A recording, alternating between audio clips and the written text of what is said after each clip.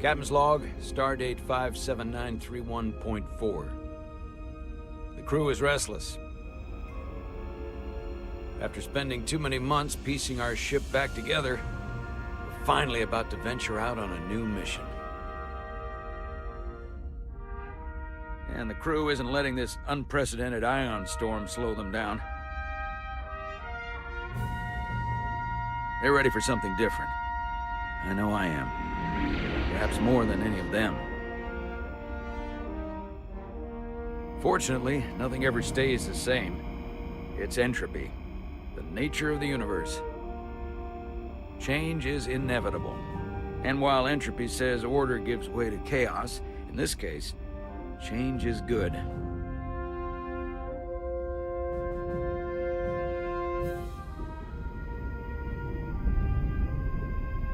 Our new first officer is en route to the Resolute. Jara Rydek. I know she'll bring a welcome dose of new blood to the crew.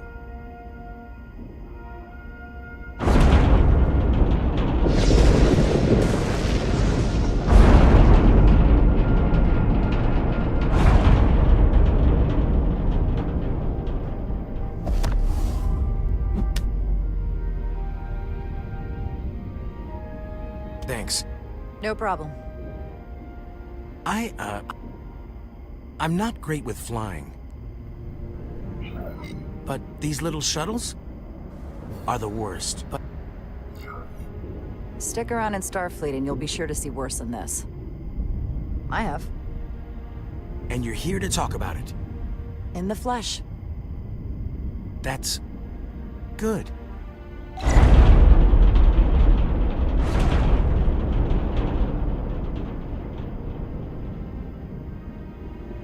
Sorry, I'm a little anxious. I hadn't noticed. I'm on my way to my first assignment. When we get to the starbase, I'm transferring on to the Resolute. So am I. It won't be easy for Jara to step in at the 11th hour like this. But if she's half the officer I knew she could become when she was a cadet at Starfleet Academy, she'll be the XO this ship needs right now.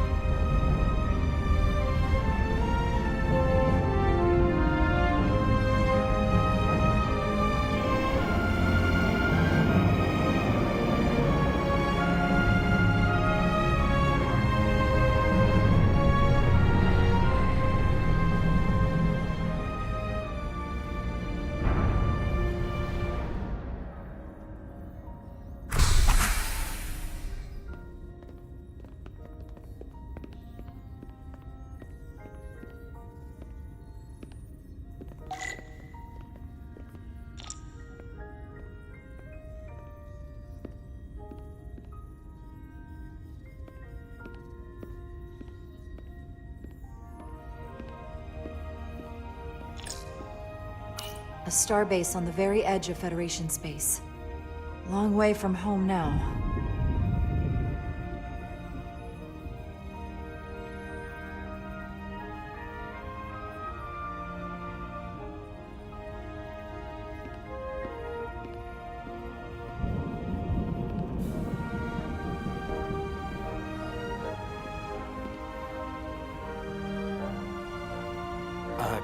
Commander?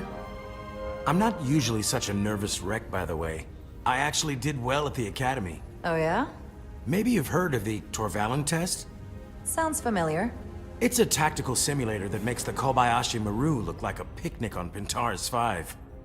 Anyway, I finished in the top 20. Not just in my class. I mean, all time. In the history of the Academy. Really? That's quite impressive. Thank you. It was tough, but you know, I set my mind to it and it paid off.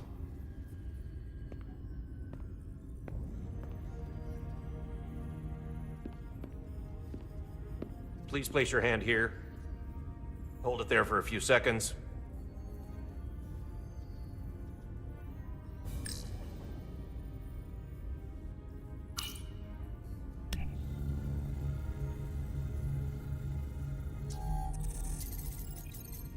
Welcome, Commander Rydek. Wait, you're Jara Rydek? You absolutely crushed the Torvalin test. You finished in what, like the top 3? That would be me. Now I'm really... It's an honor to meet you, Commander. Sorry, I didn't realize before. I just came off the shuttle and was glad to be on solid ground. The pleasure is mine, Ensign. Paul Calloway. Good to meet you. I believe Commander Ermot is expecting you. He's in the concourse just ahead. See you on the Resolute.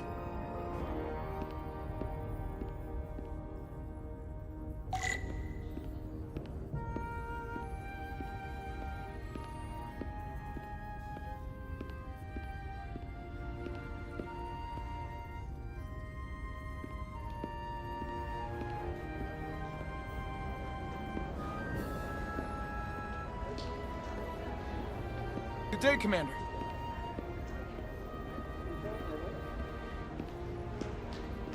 If I remember my briefing, Commander Ermot is a Bolian, so I'm looking for someone with blue skin. Are you all right? Yeah, I'm just... Well, I'm not sure where my departure dock is. The Resolute's gonna leave without me. Look here. The Resolute is leaving from this dock. Oh, you're right. Nerves must be getting to me.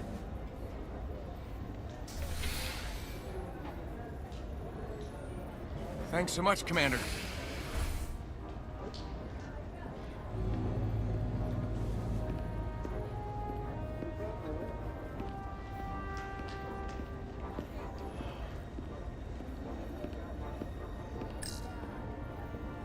Starbase 128 has 4 docks.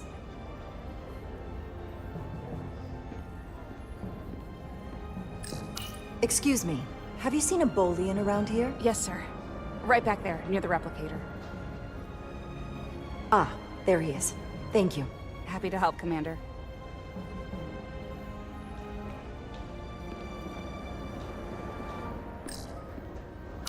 I'll replicate myself a meal once I'm on board. Excuse me.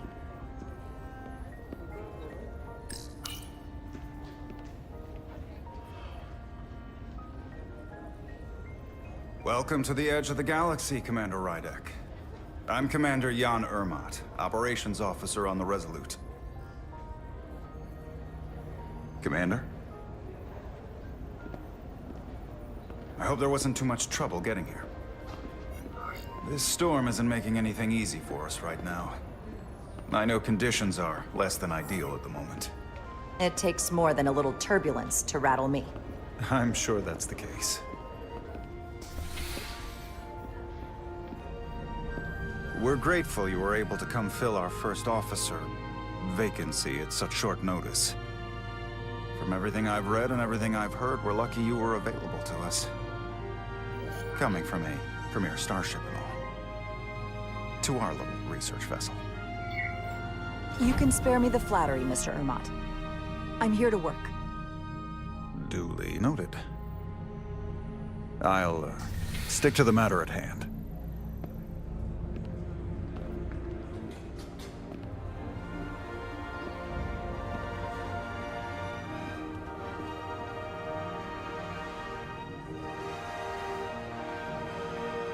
The USS Resolute.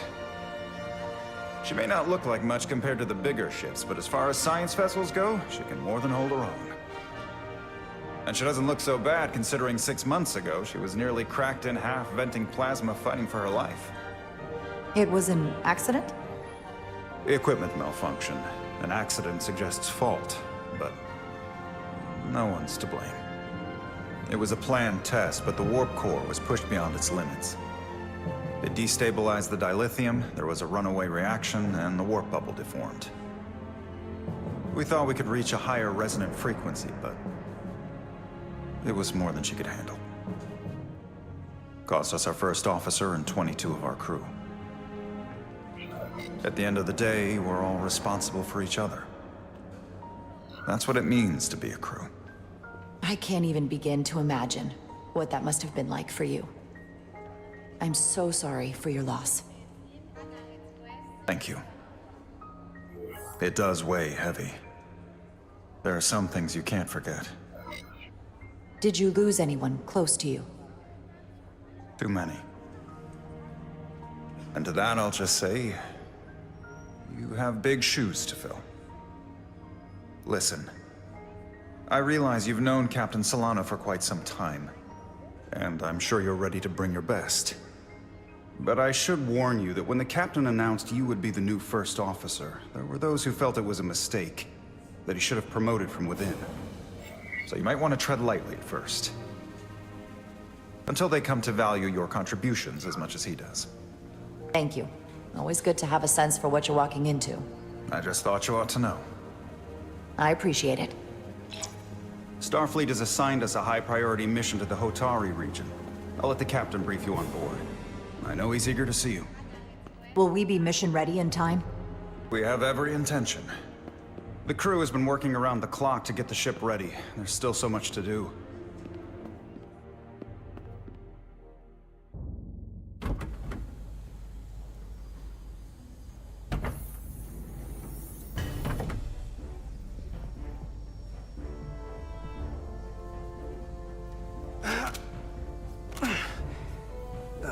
Stuck.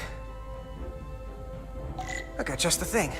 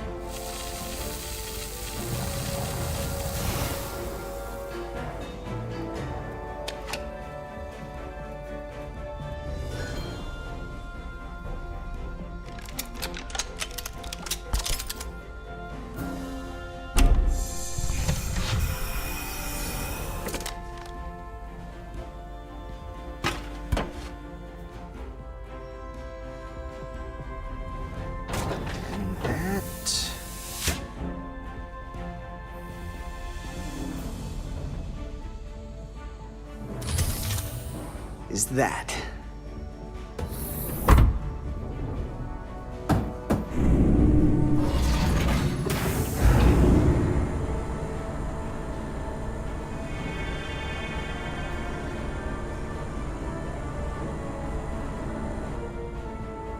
I thought that thing was totally fried.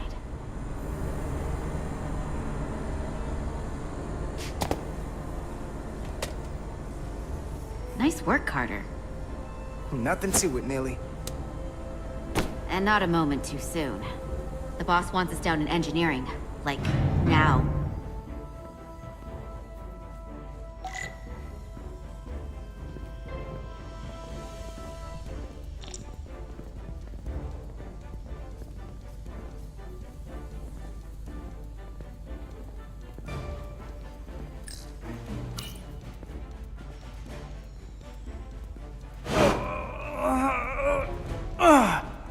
Come on!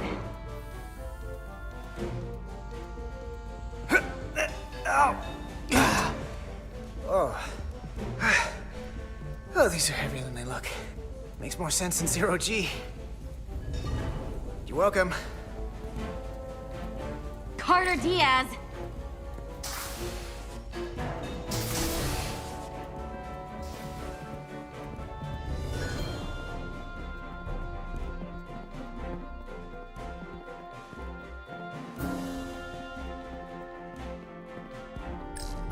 Hey, you need any help? Okay, good luck.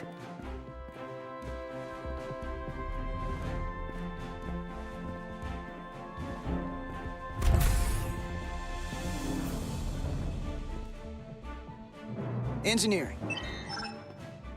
I heard the new XO just arrived. Won't be long before we get underway. I just hope whatever Chovak called us down for, it's something good. I can never tell with him. I'd rather not end up degaussing plasma manifolds. Hanging upside down makes me queasy. You and me working together, we can tackle anything he throws at us. Your optimism is positively contagious.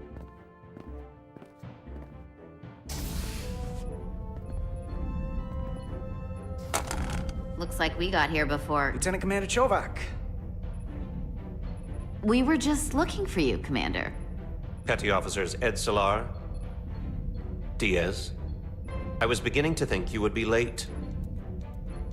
We are all hands on deck right now, which means if you are not at your post at the appointed time, I do not have someone to replace you. A point I have been forced to make to Petty Officer Edsolar on repeated occasions. Apologies for the delay, Commander. I do not want your apologies. Simply see to it that it does not happen again. So, I don't suppose you wanted us down here to check in before we go off duty? Equip yourselves in EV suits to work on the exterior of the hull. I need you to tune the structural integrity field for optimal performance. The subspace distortions and ionic interference we are experiencing are preventing the proper calibration. But this ship must be ready to depart shortly, despite the storm. The precise nature of these disturbances are not fully understood. But many systems have been affected by the wide band of emissive activity. How concerned should we be about the storm? Are you worried? Vulcans do not worry. We calculate the variables and take appropriate precautions to mitigate the risk. Right now, that entails making critical preparations, because long-range sensors show that these disturbances will be more severe at our destination, the Hotari system. You have your orders. Do not delay. Yes, Roger Commander that. Chovak. All hands on deck. What's that? All hands on deck. That's what Chovak said. You know what that means? It means this ship isn't ready to go out and the brass know it. So they're throwing every warm body at it. And they're going to leave on schedule. You won't get an argument from me, Nelly. Sure seems like everyone's still scrambling. And I get it. When has a relaunch ever gone off without a hitch? But this isn't just any old refit or any old relaunch. Oh, whoa. Excuse me. A lot of new faces coming on board. It's gotta be tough coming as a replacement. That's for sure. Man, we've been through a whole hell of a lot as a crew. They're gonna have to prove themselves before they're really one of us. Yeah, you're right. Anyone could look serious in a clean uniform. Show me what you can do when everything's falling apart. Hold on. Now there's an old face I didn't expect to see again. Hey, Miranda! You weren't gonna leave without me, were you? Miranda, you're here? We thought you were staying on the Adirondack. Transfer came in at the last minute, so I figured I'd slum it on this bucket of bolts. Looks like you got her back together pretty nicely. I wasn't sure what to expect. I'm gonna take the high road here, pretend you didn't say that, and welcome you aboard. He's a better diplomat than I am. He still owes me a bottle of Saurian brandy. Don't think I forgot. Oh yeah, it's coming back to me now. Maybe Carter can rustle up that bottle and we can give you a proper welcome. As soon as we wrap up this quick little spacewalk.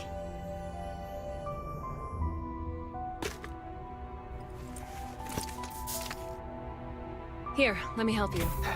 Thanks. So what's the word? Are you back in the security rotation? Yep. Still running with the usual suspects. Whoa! Good to go.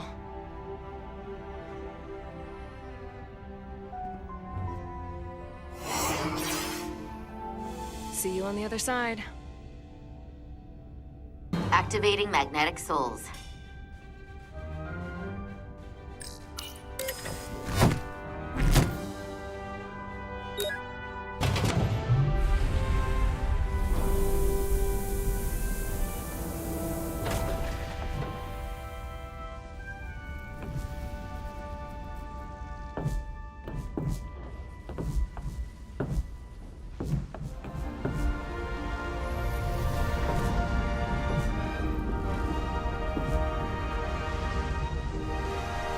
That view never gets old. Let's go.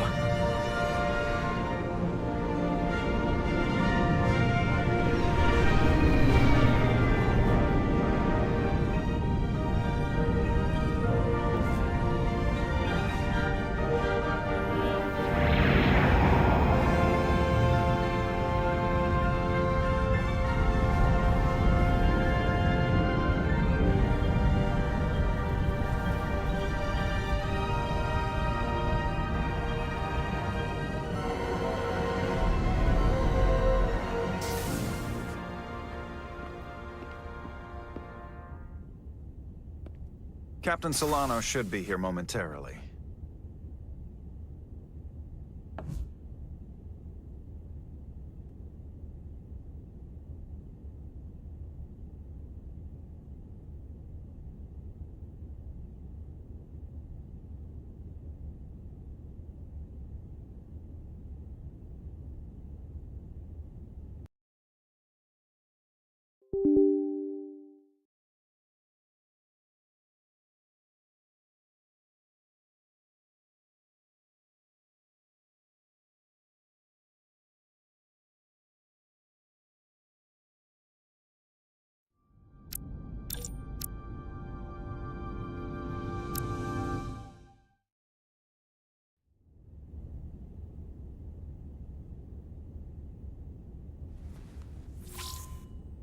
You'll have to forgive me, I don't know much about Kobleods. But my understanding is you need a steady supply of duridium to keep your cell structure stabilized, or bad things start to happen. And we have plenty of duridium in sickbay, so there's no risk of running out. Thank you. Feel free to make yourself at home. And help yourself to whatever you like from the replicator.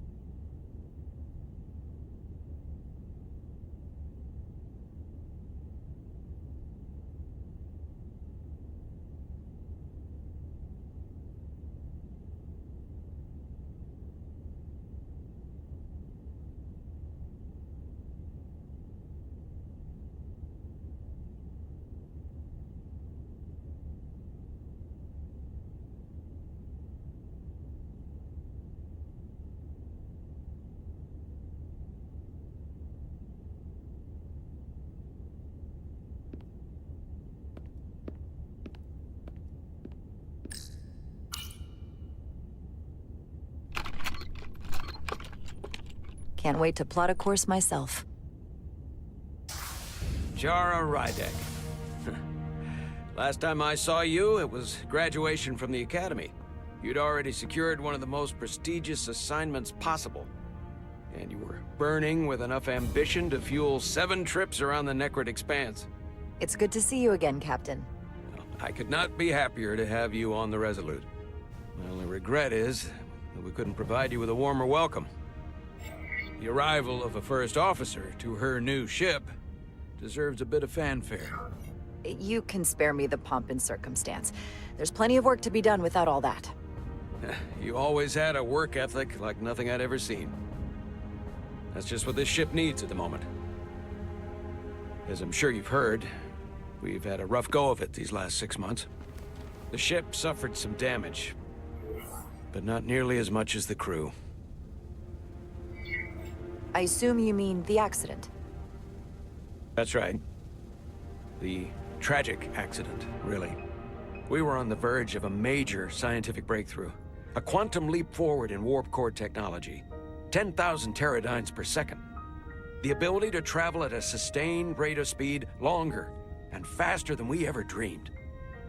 What would have been the crowning achievement of my career? Right there, within our grasp. Until it all went so horribly wrong. We pushed her too hard, and a warp core malfunction overloaded the system, creating a pressure gradient way beyond what the ship could handle. It was heartbreaking. We lost some of our best people. As captain, I have to take full responsibility. It was my decision to make, and I have to live with the consequences. You're being too hard on yourself. It wasn't your fault. It's not a question of blame. It's about responsibility. No matter what the circumstances. In my defense, I will say, I might have avoided the whole ordeal if my senior staff had been willing to trust me. There was a lot of pushback from my former XO, and I think that cost me his confidence. I don't want you to pull any punches. Certainly not on my account.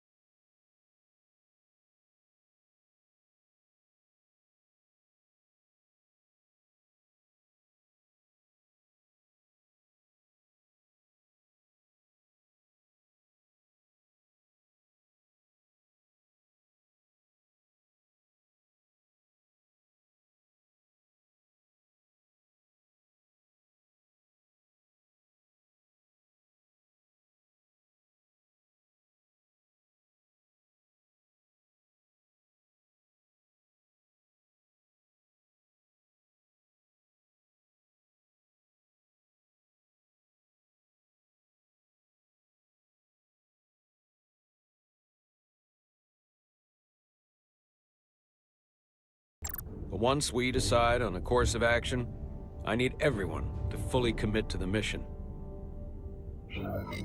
Anything short of that just won't work. And that's when things start to go sideways. Whether I agree or disagree, I can promise that I'll be honest to a fault. Good. That's exactly what I'm looking for. But at the end of the day, it has to be my call. Look, I'll be blunt. We can't afford another mistake. Or at least, I can't. I feel like my career is hanging in the balance here. We need a win. Something to restore the crew's confidence. I understand. On a more positive note, Starfleet has tasked us with what they're calling a mission of the highest priority.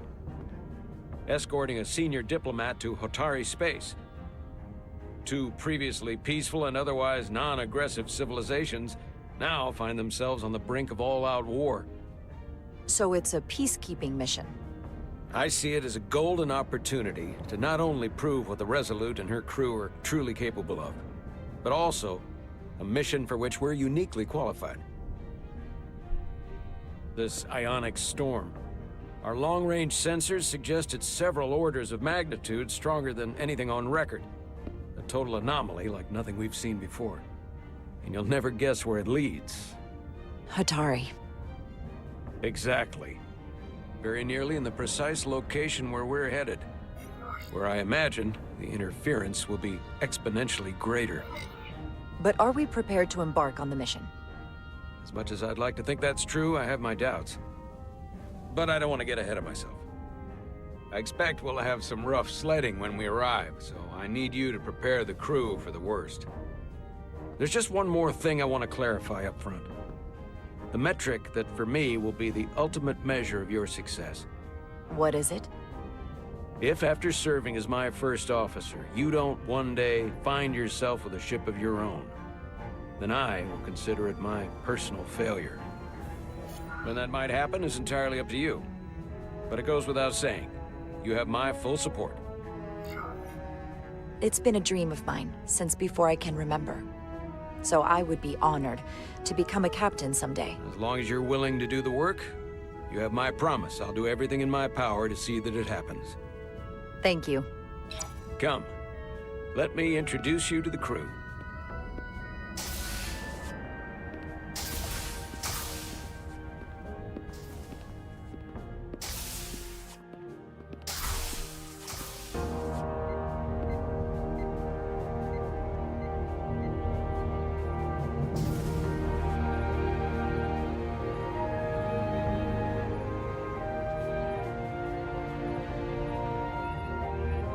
Everyone, if I could have your attention for a moment. I'd like to introduce Commander Jara Rydek, our new first officer. Some quick introductions. This is Lieutenant Handar, our helmsman, one of the best in the business. One of? Well, what he lacks in humility, he more than makes up for in ability. A pleasure to meet you, Commander. Likewise. Next, we have Commander Westbrook, our Chief Science Officer. I've come to rely on his expert counsel on a regular basis. Pleasure. Commander Rydek, it is such an honor to meet you. This is our Tactical Officer, Lieutenant Bedrosian, who's been looking forward to meeting you for about as long as I can remember. I've been following your career for quite some time. And I look forward to learning as much as I can from you. If anything, the honor is mine. Well, I have to admit, one of the reasons I've followed your career is because you're part Kobliad, because of what you've overcome. Starfleet stands up for people who can't defend themselves, and you were one of those people once. But since then, you've done so much to protect others who need it. I really admire that. So, you've been something of an inspiration to me. Not that I've done anything close to what you've done. You really do know a thing or two about me. I'm glad I could inspire you, but it's important to chart your own path. Thanks. You can count on it. And then, of course, you've already met Commander Ermont. Please, do everything you can to make Commander Rydek feel at home here. I'll be on the starbase. I have an urgent meeting with the starbase commander to get our authorization to get underway. If they drag their feet any longer, we won't make our rendezvous. The bridge is yours.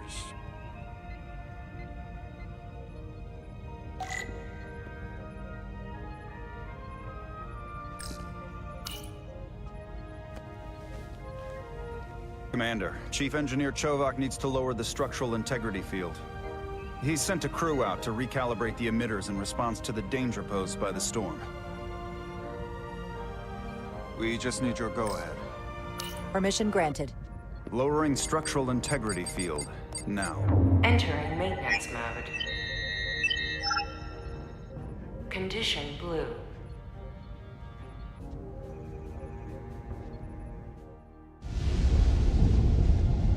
The storm is getting worse. Looks like they turned off the SIF. Great. Let's get to that emitter.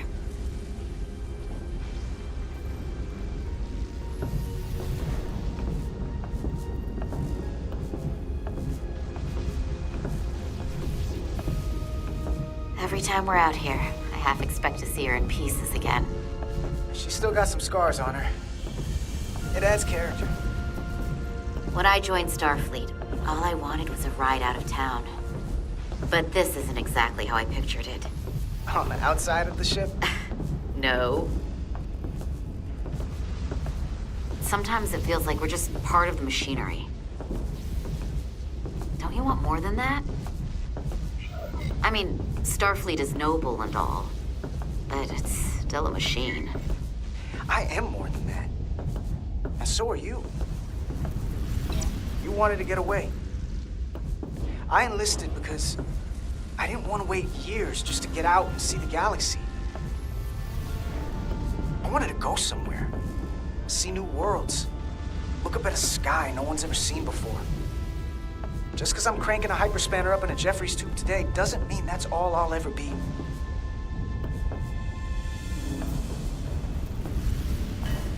Diaz to Commander Chovak. We are at the SIF emitter. Acknowledged. You may proceed with the recalibration.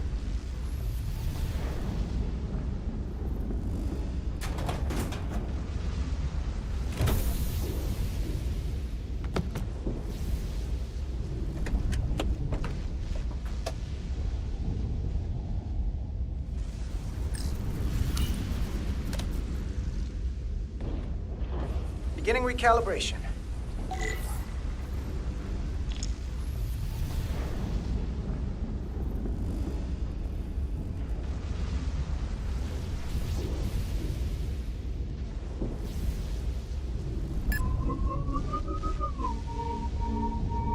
Careful. Too much action and harmonics will deflect the alignment.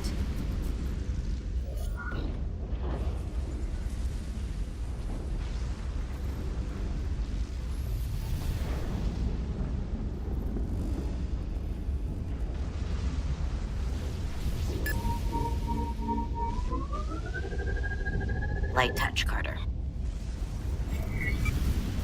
Looks good. That wasn't so hard.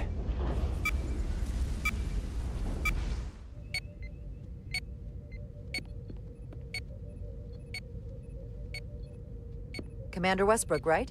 Chief Science Officer. You remembered my name and my rank. Impressive. Yes, I'm the Chief Science Officer, and I have the dubious honor of being the most senior officer on this bridge. I know this ship inside and out. Better than just about anyone. Well, I'm so glad you said that. Now I know exactly who to turn to when I have questions. Questions are more Commander Ermont's territory. Captain Solano primarily relies on my knowledge and expertise when he needs answers. I'm curious, though. A Kobliad, or half in your case, is an odd choice for First Officer, given your vulnerable condition and all. But if, as an example, we found ourselves in a hostile situation, and you were suddenly incapacitated because you needed an infusion, what would happen then?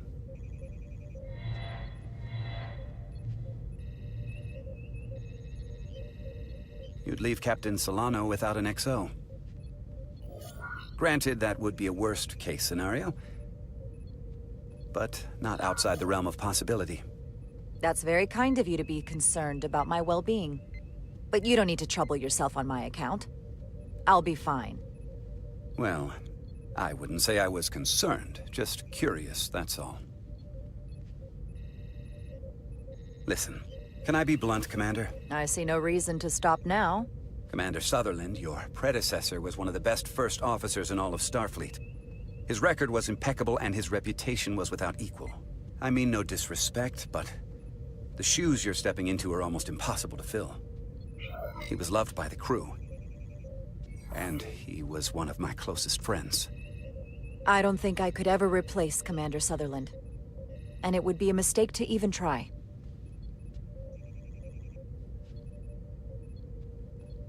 Seeing as Captain Solano is on the starbase, Let me give you an update on this ion storm we're flying into. It's unusual, unlike anything I've ever seen. At the moment, I can't tell you if the Resolute will shrug it off or if we're putting ourselves at risk. However, if we learn more about its patterns, its nature, we can come up with a scientific countermeasure. Just a moment.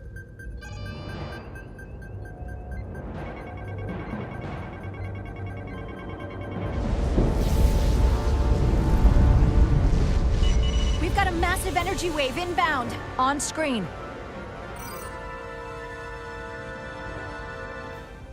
Tracing its trajectory. Starbase docking clamps are holding. The storm's emissions are fluctuating, coming in waves.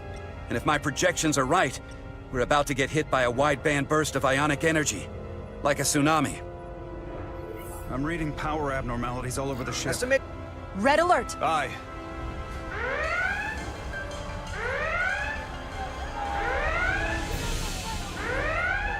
Evacuating main gangway and retracting. Putting sensor visualization on screen. With the structural integrity field shut down, we can't take a direct hit. Time to impact. 1 minute. Shield systems are severely impacted. We have limited protection. I need every available solution. What are our options? We can weaken the impact of the storm with a deflector pulse. There's a better way. I'm sending all auxiliary power to the deflector dish. Send the aux power to the shields. We can't reactivate the entire shield bubble, but it's a directional threat. So we can orient all we have towards the wave. You have to believe me. We only get one shot at this. We can't afford to get it wrong. That's right, which is why we need to send power to our shields.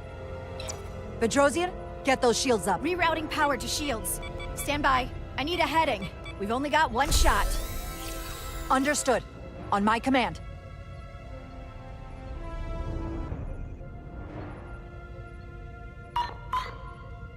Heading locked. Raise shields.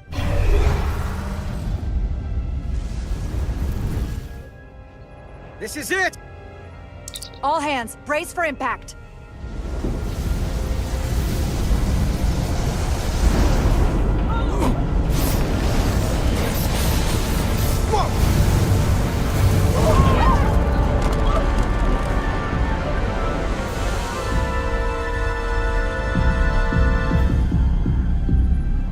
What happened? We have experienced a surge of radiation. Oh, you don't say. This radiation supercharged the plasma, forcing it to backflush through the system and creating a dangerous imbalance. It can blow out every primary system on the ship. Just tell us where you need us. I need you to traverse the hull to the access port to recalibrate the port nacelle plasma regulator.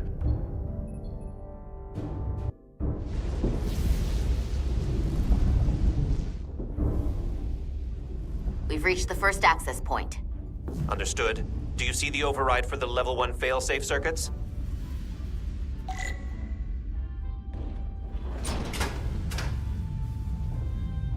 Affirmative. Engage the override. It should allow us to stop the EPS flow to the warp engine without triggering an automatic core shutdown.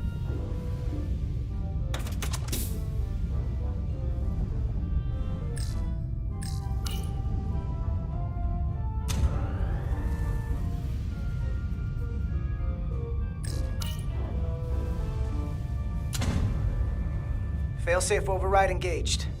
Are you sure? I am registering some crosstalk in the bypass circuit. We need to route the signals so they don't interfere with each other.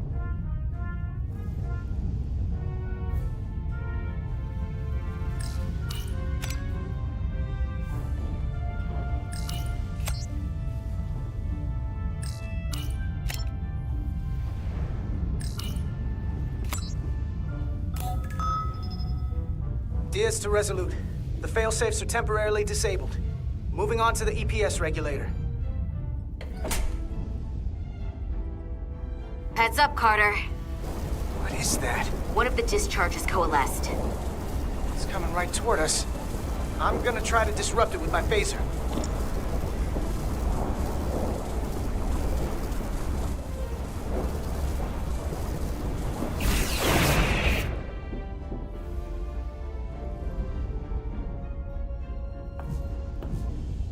So we gotta climb up the pylon. Not that there's really an up, but, you know.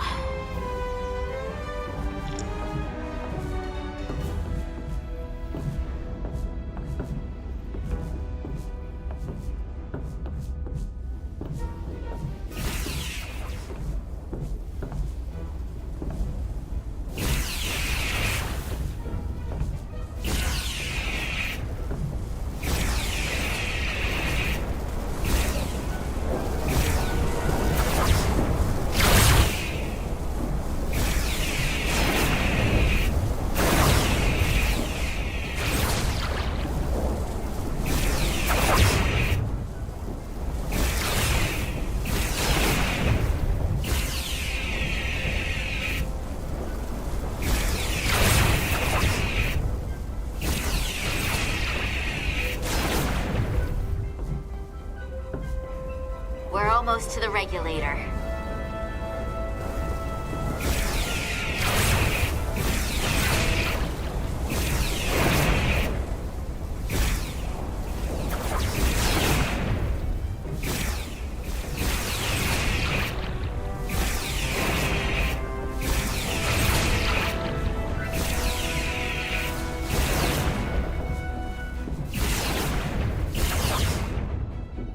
We're at the regulator point. Opening the access panel. And now halting the EPS flow to the port nacelle. We have little time before it causes an overload in the engine. You must work efficiently.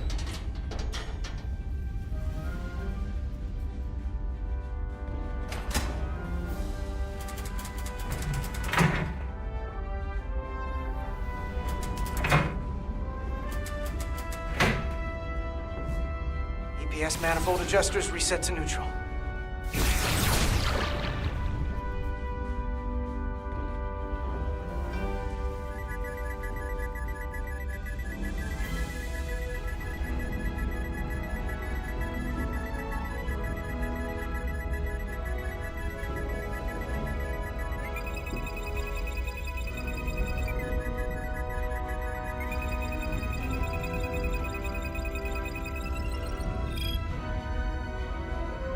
EPS lines to the port warp engine are back in balance. Almost done. Once I cycle the manifold nozzles, Chovok can...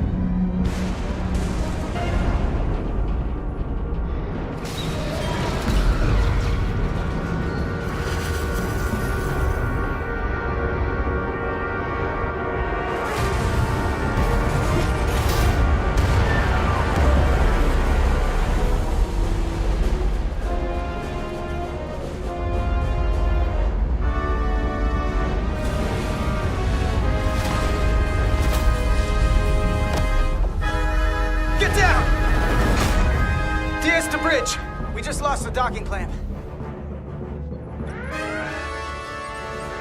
We've got a lot of debris coming down. Hull vibrations, too. We can't finish the EPS regulation in these conditions. Please advise. We have to release the ship from that other docking clamp or the hull will be ripped apart. There's a problem. The clamps are supposed to disengage automatically in an emergency, but it's not working. Not working? What are our options? The docking clamps are fitted with exploding bolts for an emergency release. We've got crew out there. That'd be like setting off a bomb next to them. Maybe there's another way. Starbase is hailing us. Put him through. Resolute, the remaining mooring arm is failing. You need to disengage from the starbase now. The damage to the station will be catastrophic. We have crew outside and are looking for the We have safest people way to... on this station. If that mooring arm breaks, we could lose dozens of crew. Commander, hear me out. Reverse the polarity of the hull, which theoretically will repel the docking clamps. And repel the engineering crew right off the hull into the storm. This is Captain Solano. Put me on screen. Go ahead. Captain, we have a situation. Commander, what are you doing? Blow the bolts on the docking clamp. The captain doesn't know the whole story. I'm giving you an order. Yes, sir. Disengaging the clamps. They're gonna get hammered with debris out there. The captain made himself quite clear. Reverse the polarity. There is protocol. And there are lives. What is the holdup? Starbase, stand by. We're gonna flip hull polarity to disengage the clamps. Yes, Commander. What? You just said you disengaged the clamps. Captain, I have to do this.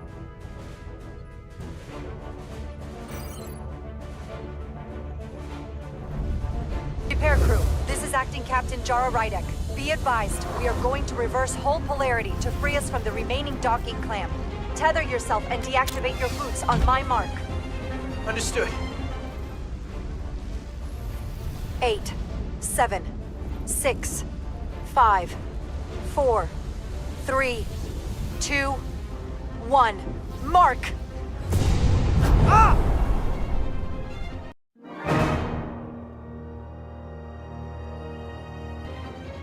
8, 7, 6, 5, 4, 3, 2, 1.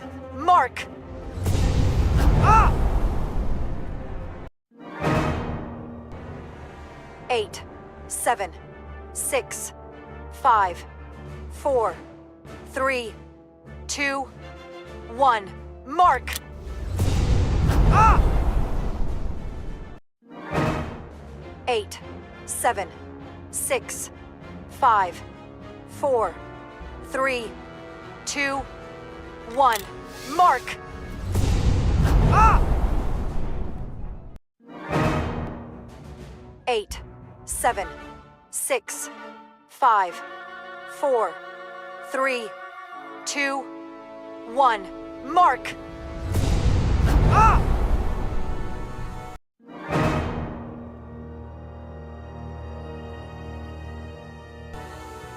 8, 7, 6, 5, 4, 3, 2, 1.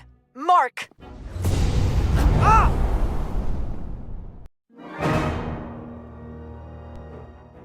8, 7, 6, 5, 4, 3, 2, 1.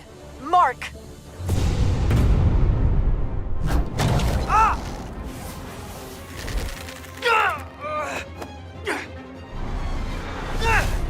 Grab my hand! I got you. Thank you. Plasma imbalance is reaching critical condition. We are moments from primary system failure. I got it.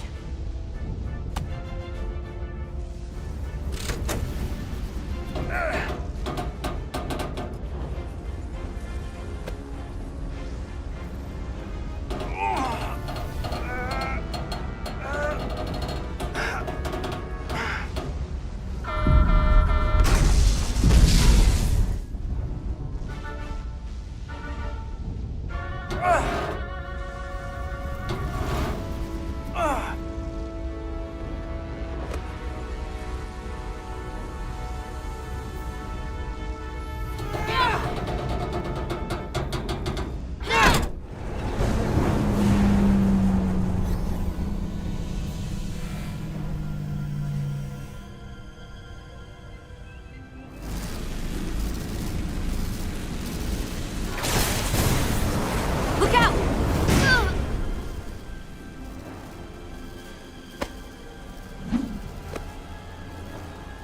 I got you. Petty Officer Edselar's hurt and unconscious. I'm gonna have to tow her back to the airlock. Mr. Diaz, the situation has changed. You are at risk of triggering a substantial electromagnetic arc if you approach the main hull the way you came. But Commander, the way we came is the nearest airlock. There is an auxiliary hatch near you on the far end of the pylon. You must bring Miss Edselar there to access the interior. Roger that. Go in there now.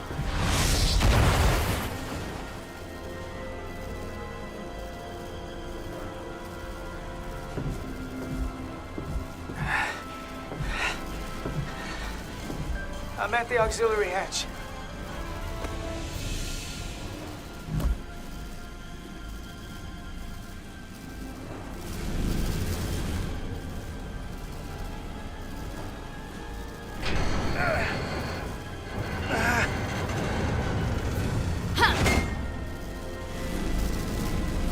You go first.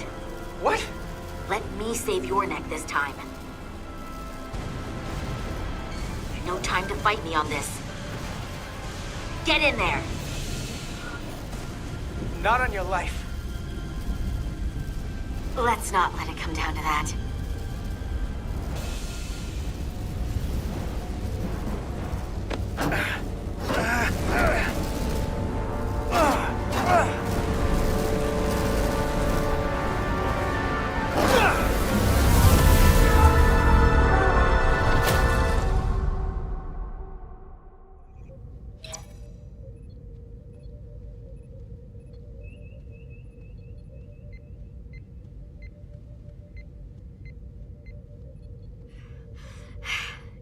We made it.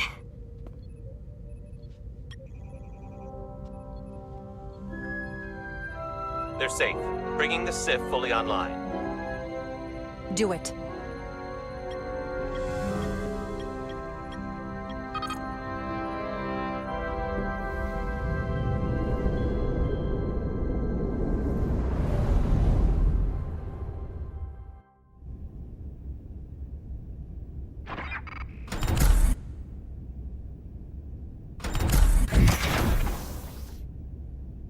Finally!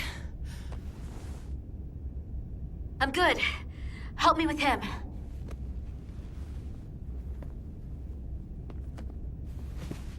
Let's get this off.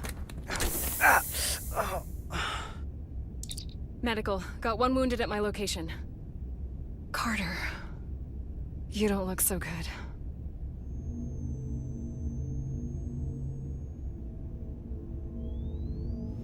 You gotta be more careful.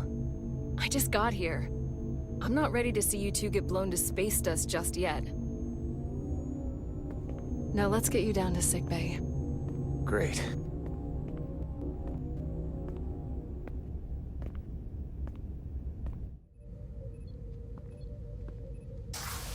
Status report. The repair crew made it inside. EPS flow is back to nominal levels. The SIF is back up. How does this affect mission readiness, Mr. Ermot? Releasing the docking clamps using hull polarity minimized damage to the Resolute. We'll have some last-minute repairs to make, but if we reapportion some of the staff, we can make our departure on time.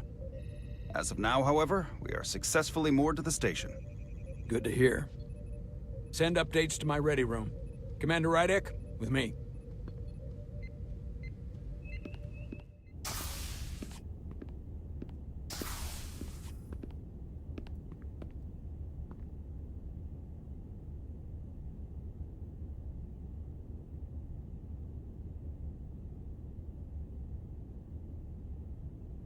You disobeyed my orders.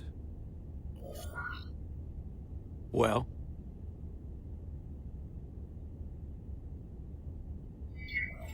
Respectfully, Captain, I made the right choice given the information I had. You disobeyed my orders! And not just in front of the bridge crew, but the Starbase staff as well. That's going to get around. My name's already tarnished around the fleet. But what is it going to do to my credibility on this ship? From the top to the bottom. Bridge to lower decks. Captain, I told you I'd be honest, so here it is. Maybe I shouldn't have disobeyed a direct order, but you were wrong. You weren't on board, and you didn't have all the information. So I made the right decision for the ship. If you're worried about your credibility, put your ego aside and trust your crew. Trust me. You might have won some fans on the bridge with that stunt, but not everyone. Lieutenant Commander Chovak has already bent my ear. I'm sure he doesn't take it personally. He'll get over it in time. Mr. Chovak is more complicated than he would want to admit. I guess we all are. And, if I'm being honest, I'm not sure what I would have done in the moment either. You never really know if you weren't in those shoes. So, let's just boil it down to, you did what you had to. That'll have to be good enough for me. You placed a lot of trust in me, bringing me here. I feel like I've let you down. I brought you here for a reason. I'm still sure it was the right one. Despite it all, we got our final Starfleet clearance to depart. So if you'll fetch Mr. Ermot, we'll knock out the final details of any outstanding repairs, and then we'll set out for Hotari. Yes, sir.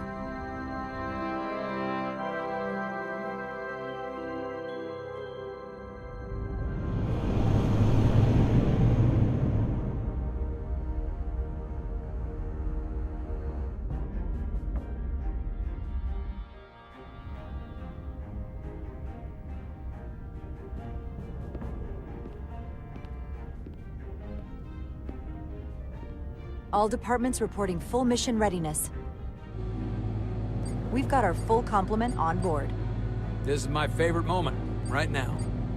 The start of a new mission is always full of possibility. The Orion Syndicate could sell it as a drug. Don't let the Admiralty hear you say that.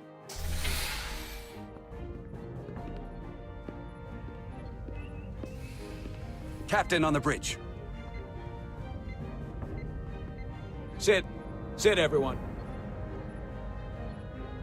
You all know, I'm not big on speeches. We're embarking on the first mission since our refit. Let's make it a good one. Disengage docking clamps.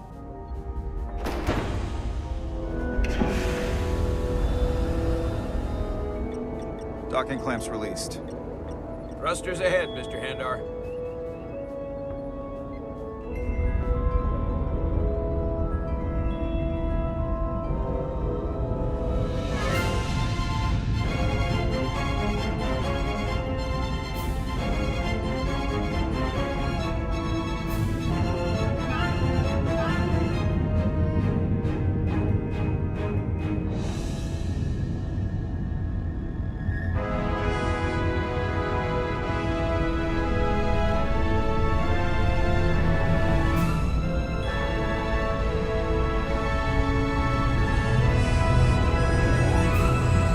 That should do it.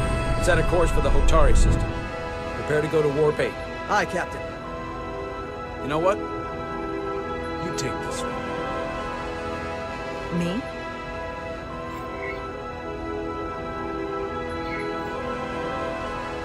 Engage.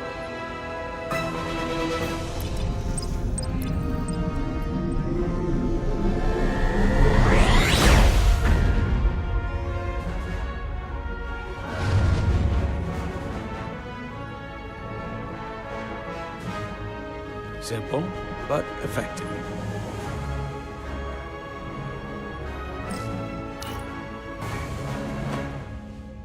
Easy. Thank you. I'm fine. Really, You don't look so good.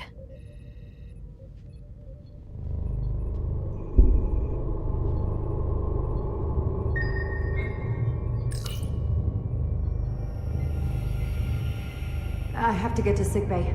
Go.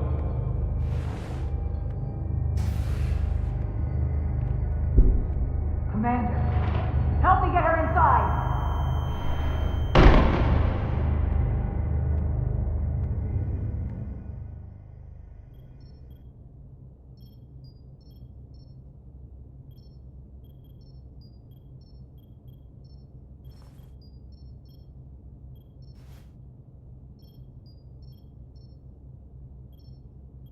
Well, that was quite a scare. A few minutes more and it would have been one of the shortest tenures on record for a first officer. Is that the engineer that was out on the hull? That storm did a real number on him, but he'll live. Just needs rest. You should worry about yourself. Your duridium levels got dangerously low and destabilized your cell structure. This is definitely one of the more memorable first days I can think of. My name is Dr. Aram Duval, Chief Medical Officer. To be honest, I've never met a Kobliad before. You're... rare. I know. I was going to say special. Your people's numbers have dwindled, despite the Federation's efforts to find a more readily available alternative to the duridium you need to survive. Yet you joined Starfleet, and managed to thrive. I imagine the responsibility must be overwhelming. Maybe even a burden at times. I know what it means. And I know the responsibility that comes with it. But I can't be anything more than who I am. And if someone has a problem with that, or expects something else, then that's their problem, not mine. That's exactly right. And don't worry, I won't treat you like a science experiment. I just do the science and leave the experiments to Solano. You don't agree with his methods? I don't agree with his definition of acceptable risks. Not when the lives of your crew are at stake. My professional opinion is that the accident took a toll. More than he's willing to admit. He's overstressed, operating in the pressure cooker of his own mind. Which is never a good headspace when the lives of your crew are at stake. What concerns me is that now he's even further away from the thing he's been chasing his entire career. Breakthrough discovery. The major innovation. Something he can put his name on. But the more the time passes and the further out of reach it gets, the more risk he'll be willing to take. I hear you. But that's my job, isn't it? To make sure that doesn't happen. And we don't lose sight of the bigger picture. Which is exactly why I'm so glad you're here. We need you now more than ever. And I have to give you credit for what happened on the bridge. It took guts to defy a direct order. Huh. I guess word travels fast around here. It's a small ship, and everyone's curious about the new XO. Fortunately, your cell structure is almost completely stabilized. And I'll spare us both the lecture, but I do feel it's my responsibility to remind you, without regular infusions of Diridium, you will not live. It's as simple as that. Understood. Then, my work here is done.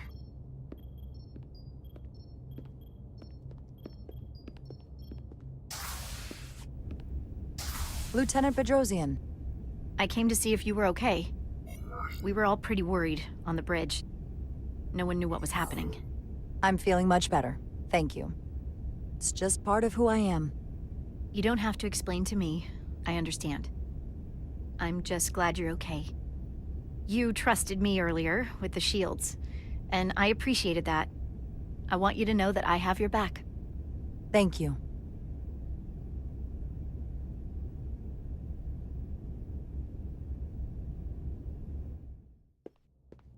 Now, Carter, the emissions that gave you that burn are quite unusual, like everything else that goes with this storm. That's a combination of hyronalin and lectrazine to counter the radiation effects. That should help speed your healing. She's come by a couple of times to see you already. Be brief. It's good to see you awake again. I was starting to get worried.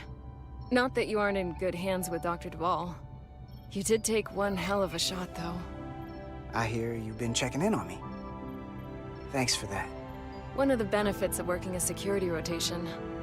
Lots of opportunities to walk by sickbay and stop in. Millie was looking in on you too, by the way. But since it's just us right now, I had a chance to think about this while I was away. And I thought it was important that I just come out and tell you. Instead of tiptoeing around it. Or worse. Now, this is just a guess, but you like me. Is that what this is? How'd you know? Must have been pretty obvious. Which is funny, because kinda came out of nowhere for me, at first. You didn't exactly hide it. I wasn't exactly trying to hide it. But since it's that obvious, we've been really good friends for a long time. I want to see if there's more between us than just being friends. You don't have to explain it. I feel the same way. There is something between us. So, do you want to find out what that something is? If it's there for you, and it's there for me, why not give it a try? Are you kidding me? I just said yes. I wanted to be sure I heard that right. Sorry to interrupt, but the patient needs to rest if he wants to get back to his old self. Of course. I'll see you again soon.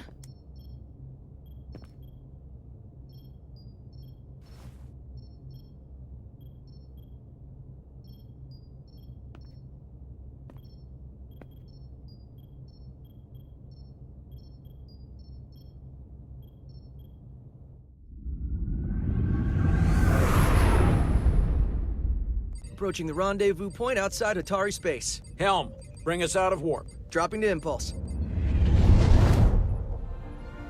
Ionic interference surging, Captain.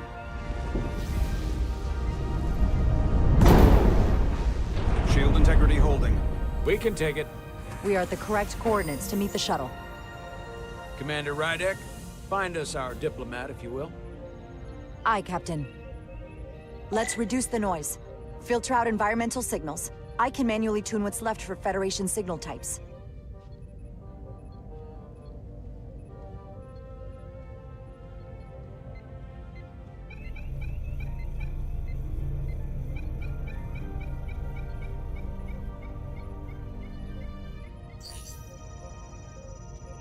I've located the shuttle. Opening comms. On screen.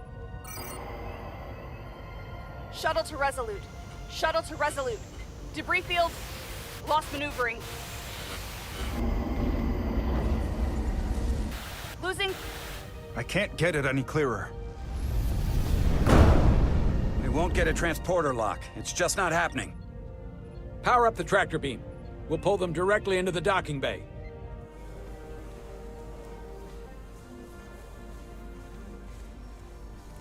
Diaz, you good to run the tractor emitter? Yes, sir. You sure? I'm sure.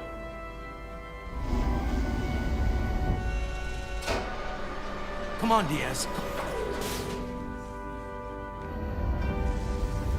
First thing, lock onto the shuttle and stabilize the rotation.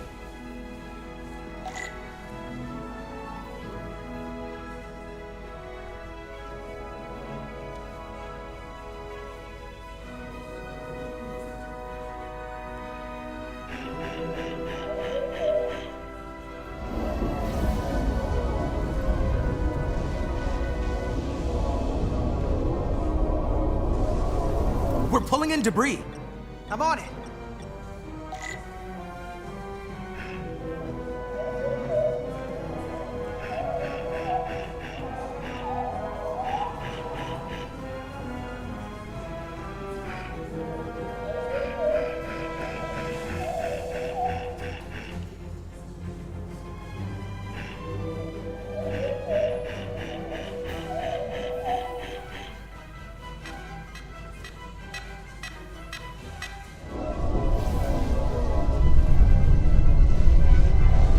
That's gonna take out the shuttle.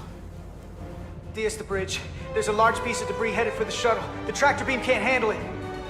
Can our shields take it? I believe so. Commander Rydek, plot an intercept course. On it.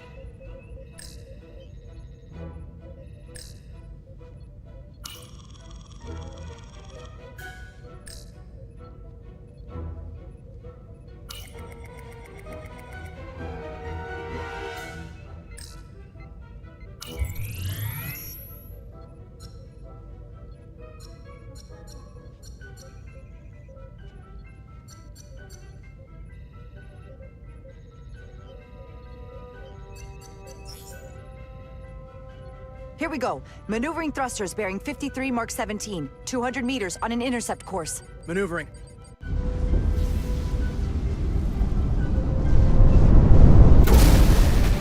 Got it. Whoa! Someone's working hard on the bridge.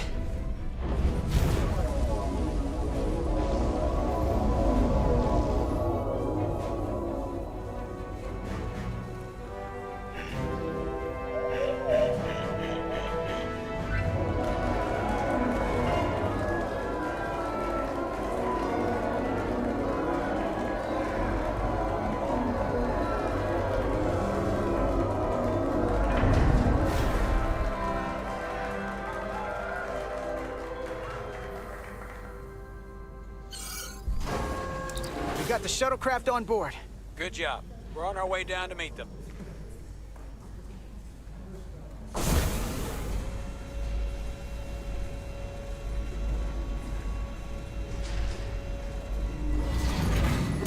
Terra firma, so to speak.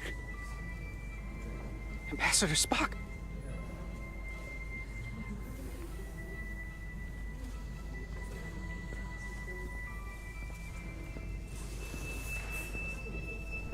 The captain will be right down to meet you, sir.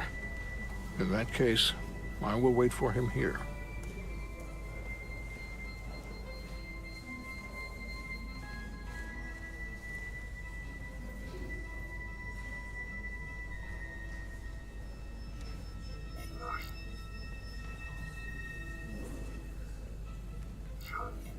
Apologies for the landing, Ambassador.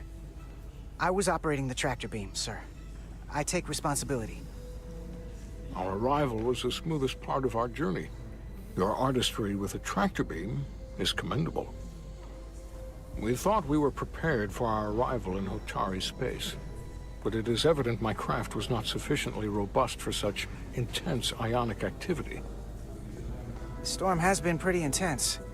There was an element that was most unusual. Before you came to our aid, our maneuvering thrusters and impulse engines were rendered inoperable. So we attempted a short traversal at warp speed, only to find that we could not achieve warp at all. even though our diagnostics computer showed no faults or anomalies. What do you make of that? When all indications say that warp speed is possible, but in practice, we find it is not. Now, onboard diagnostics can be wrong. I can take a closer look at your shuttle systems to get to the bottom of it. I would appreciate that. Take readings, run some additional diagnostic checks, and we'll get to the bottom of this. Quite logical, Petty Officer... Carter Diaz. Sir. Thank you. Ambassador Spock. Excuse me. I'm honored to have you aboard. I'd like to get right to it. We're already behind.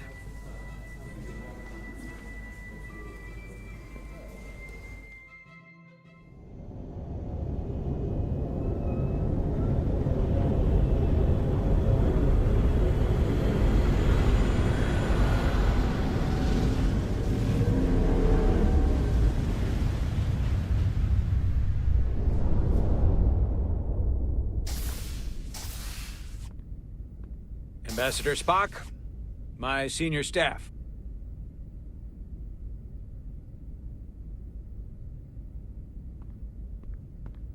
It's not every day that a captain gets to welcome a Starfleet legend aboard.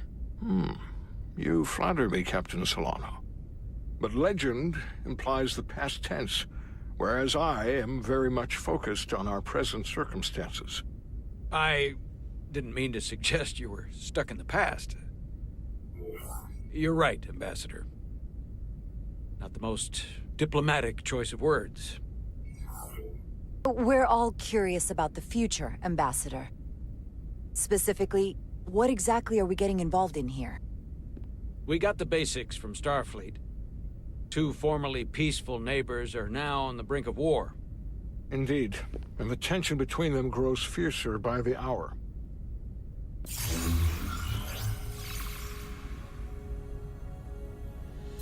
Lydia and Hotari. The Lydians are the more advanced species. They made first contact with the Hotari over a century ago. This is Tau, the Hotari moon. It is rich in dilithium, and for decades, the Hotari and the Illydians have shared a mining operation there. The Illydians provide the technological resources, while the Hotari have served as the labor force. The stability of that arrangement was the source of their peace.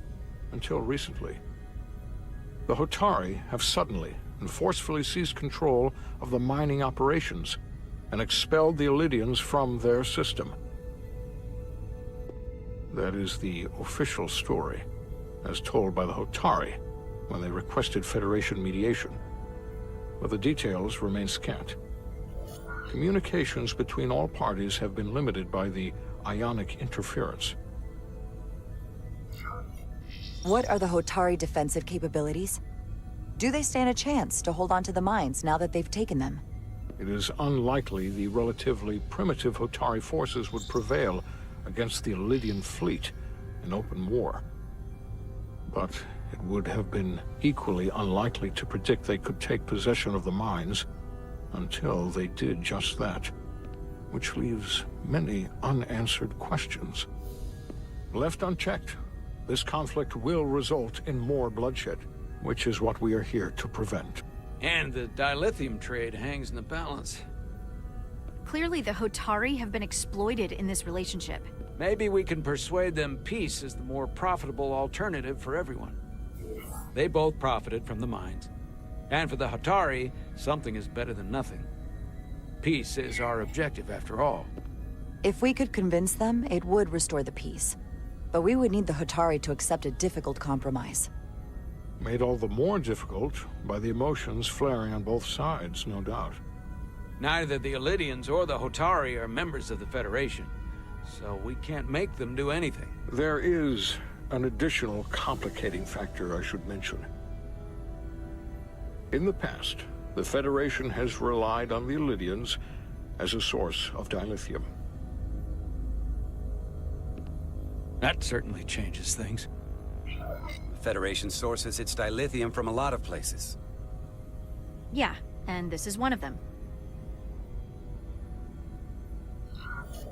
We could use that as leverage with the Illidians. They'll want the Federation to continue buying from them. There might be something to that, Commander. Putting that on the table could make the Hotari more hostile. Given the Federation's involvement in the Iridium-dilithium trade, Captain Solano and I must make every effort to appear neutral in these negotiations.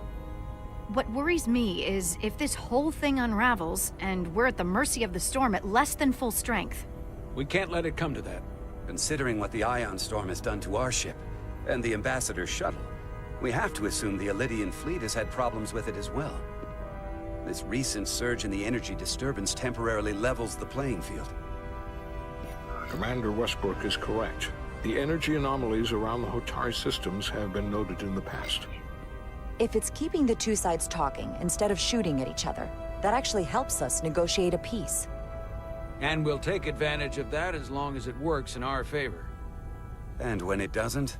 All the more reason to learn as much about it as we can while we are here. We do not want to be caught unprepared, should the energy anomaly continue to fluctuate. So I trust we understand our circumstances. We're operating on a strict timetable here, and we're going to be leaving for the negotiations shortly. Commander Westbrook, I want you to leverage our systems to investigate the anomaly from here while we're gone. Aye, Captain. Thank you all. Dismissed. I want to speak to both of you privately.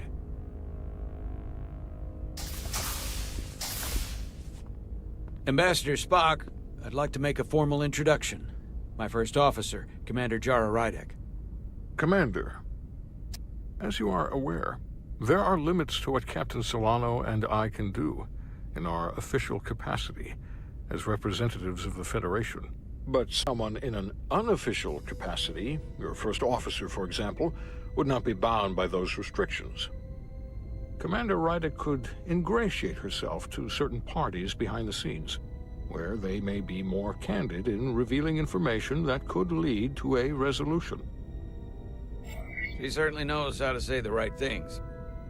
At least when she wants to. I'm honored to be included in the negotiation process. You're not just included, you are instrumental.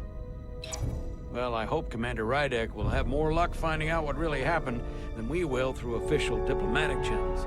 The fate of the negotiations, the interests of the Federation, and the prospect for peace may very well depend on it.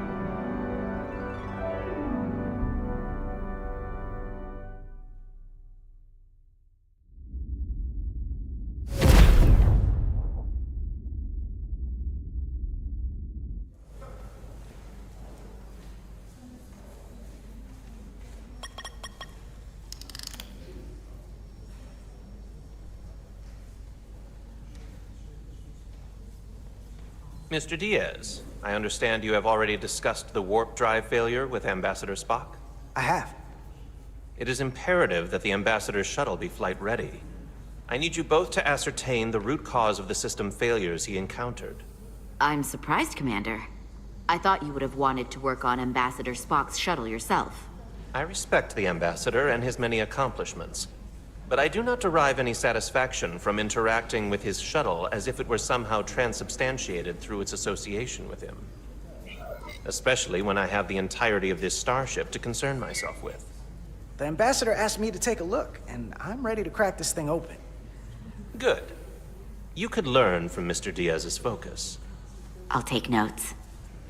Then I will leave you to it. Make note of any abnormalities in your report. Carry on. It seems like he's warming up to us. Yeah. Even Chovok has to look at that face and know you've earned some real respect. And I have to admit that I owe you one. You were right to make me go first. I don't know what I was thinking. You've pulled me out of trouble how many times? Call it even. Okay. At the very least, maybe I can track down that bottle of Saurian brandy you're still on the hook for. But first, we have work to do.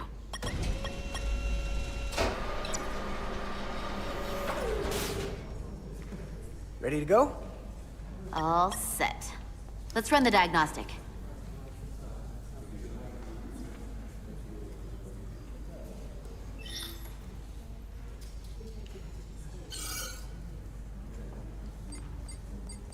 So... I know about your talk with Miranda. You do? She sent me a Priority 1 dispatch right after your conversation. I'm happy for you. Both of you. Thanks. But I'm only going to tell you this once. Don't screw this up. Because I would be very unhappy if you tried this out and then, I don't know, 6 weeks or 6 days later, I have to start splitting holidays between the two of you. All because things went south and you're not on speaking terms. You really don't believe in me, huh? It's not you. Or her. Just running the numbers, and things don't work out more often than they do. I like my friends, and I like our group. I don't want to lose that. Is that thing done? Yeah, it's wrapping up. Let's see. The relays along the primary EPS are blown.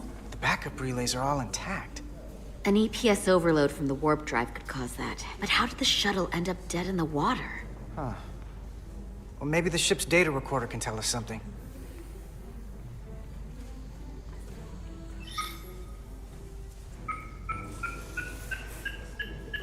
Here. They were only about 8 minutes from their plotted warp point. No faults, just those warnings. What are they?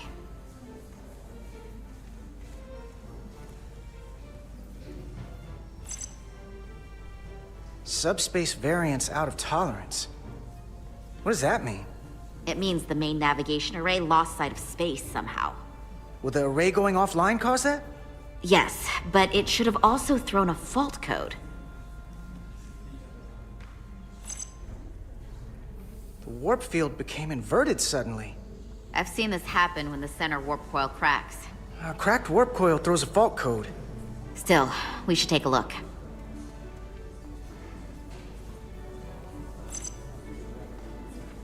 There was a complete warp cascade failure. Wow. They're lucky the shuttle didn't turn inside out. Makes me think the computer panicked on the warp field equation. Any one of these failures should have thrown a fault. If it was caused by a system failure. None of this caused the relays to blow. Roll forward to when that happened. Yes, ma'am.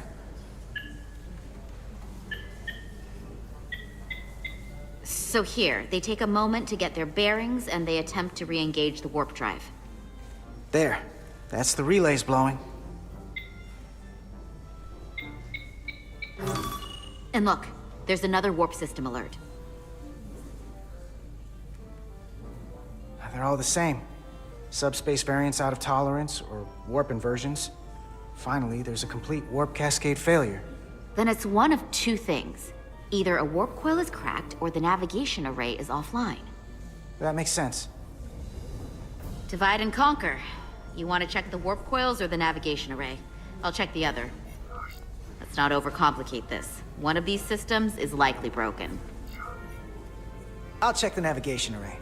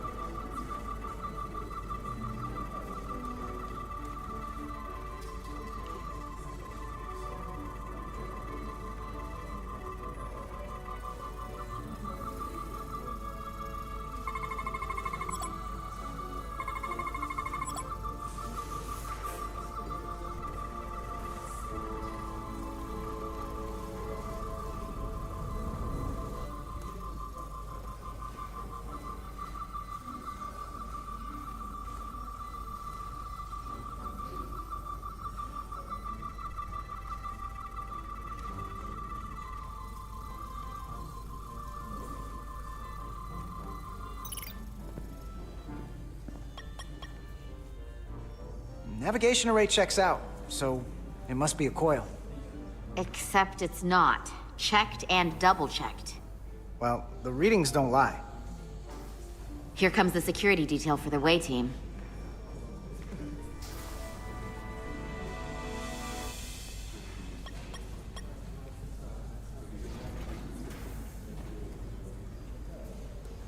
Hey. I'm not here. We're escorting the negotiating team to the surface as soon as they come down from the bridge. I don't want to interrupt some important work. I was just hoping to see you before I go.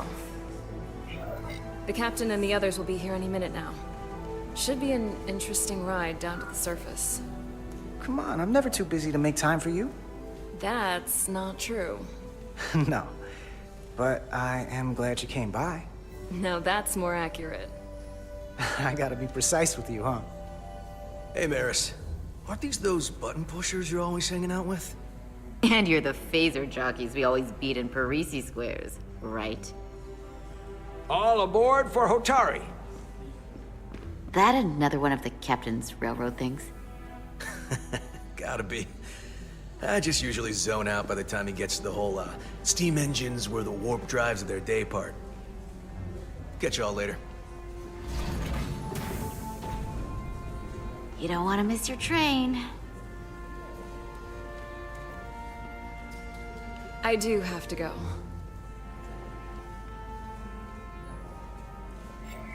Not gonna lie, I'd rather not leave right now.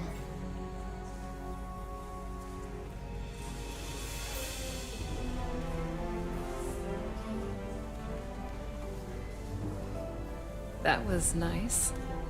Yeah, it was. Save some of that for when I get back. You've got a deal.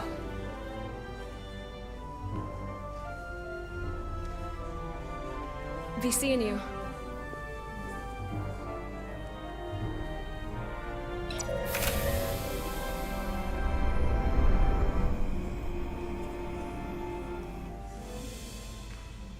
Etzelar de Diaz. If you could float back down to reality, we still have a ways to go. All right, where were we? So, the warp coils in the navigation array are fine, but the nav computer doesn't seem to think so. I'm out of ideas short of field stripping this shuttle from bow to stern. You wanna take this out of the shuttle and throw it on the bench? Oh, real hands-on maintenance. I like it. Okay, the nav computer is patched into the ship. The ship's computer can double-check our work. If the shuttle's nav computer's putting out false data, we'll know it. Let's run through the shuttle's logs again. Running now.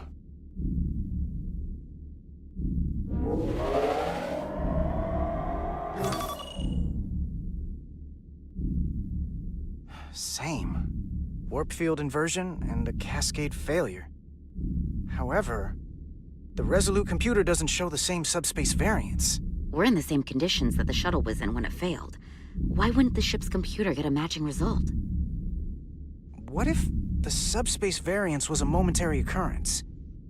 That's a possibility, and it would explain why the simulation under our current sensor readings failed to reproduce the issue. But a subspace anomaly strong enough to cause a warp field collapse would leave graviton ripples for days. Let's run with the momentary subspace variance theory for now. Roll forward to the shuttle's attempt to re-engage the warp drive. We need the conditions of space around the shuttle at the moment of warp failure. Resuming simulation.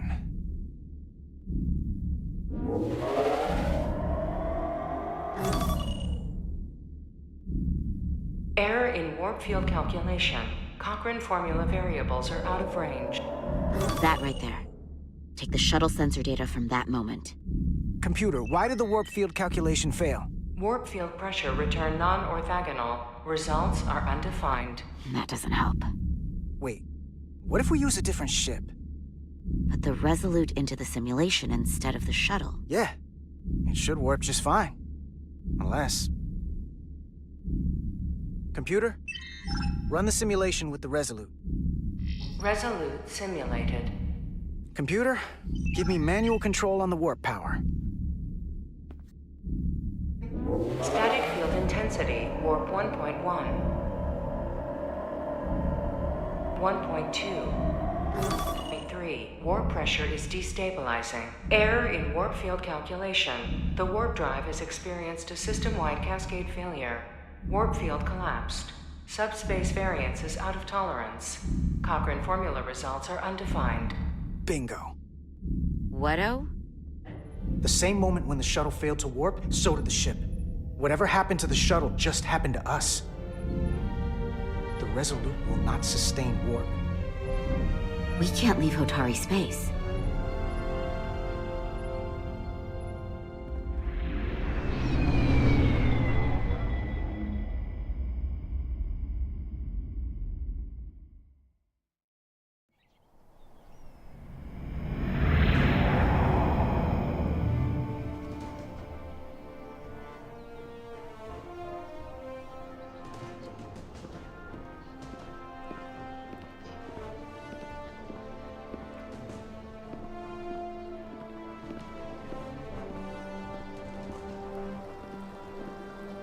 Ambassador Spock, Captain Solano, welcome to Hotari. We are honored you have come. My name is Tyler Saltaris, Minister of Diplomatic Affairs. The honor is ours, and this is Commander Jara Rydek, first officer aboard the USS Resolute. You'll find she has a keen mind, and unique insight into the dynamics between the Hotari and the Illidians. We are honored to be here, as representatives of the Federation. I'm so glad. These must be the representatives of the mighty Federation. The reigning authority in the galaxy. Or so we've been led to believe. Whether that's true or not remains to be seen. But, either way, we're grateful you've made the time to come to our little corner of the universe. And you are? This is Galvin, and this is Citron, the heroes of the revolt in the mines.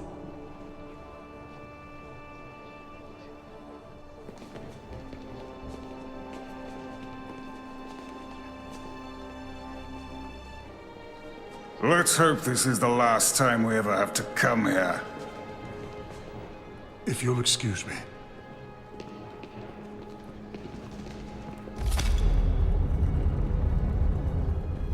I think we're about to begin.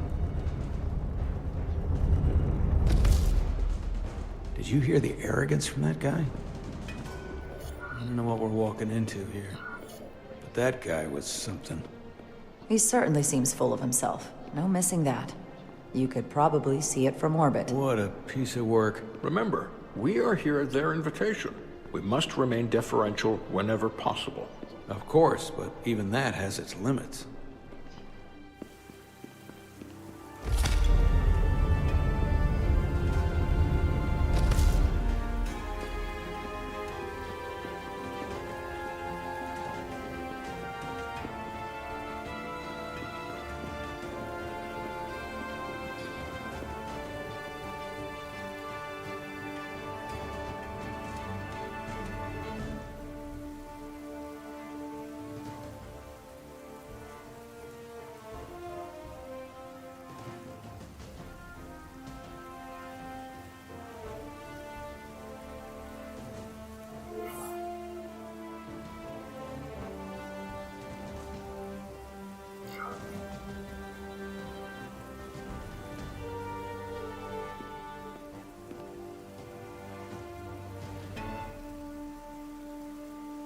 Ambassador Spock, welcome to Hotari Prime. The honor is mine, Your Majesty. That the Federation would send one of their most respected representatives is not only an honor to the Hotari people and their queen, but a recognition of our stature and importance. Let's get on with it, shall we? With all due respect to the Federation and their ambassador, they have no authority here. We are not members of their alliance. We are not subject to their rule, nor yours. We demand the immediate return of all mining operations to Illidian control, as it has been for centuries and will be for centuries more. That has always been our understanding. That understanding has changed. Then you invite war! And if you cannot remain silent, you will be silenced. But his point is well taken. What is the Federation's interest in this matter? Perhaps you would have us trade one oppressor for another? The Federation remains neutral. Our only interest is the peaceful resolution of this conflict. We are here at your request, Your Majesty. For now. I get the sense she's cut from the same cloth as Galvin. I thought they wanted us here. Was there something you wanted to say, Captain? Oh, no. My apologies. And what about the Kobliad? She's not She part can of... speak for herself, can't she? Then let her.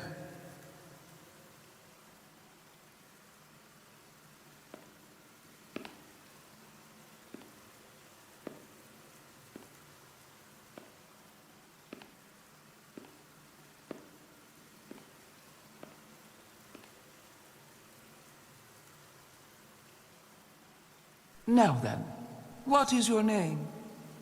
Commander Jara Rydek, Your Majesty. Being a Kobliad, you would know better than anyone. Your people suffered brutal treatment at the hands of the Cardassians.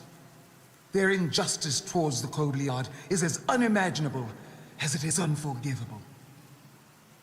Not unlike how we have been treated by the Alidians. As much as they'd have you believe they are the victims here, remember it was the Hotari who attacked us. Hundreds of innocent Alidians were slaughtered without mercy in those mines. The blood is on their hands, not ours. Quiet! If after all the Kobliad suffered, you finally had the chance to right that wrong, to get out from under their control, would you take it? Or would you negotiate a peace?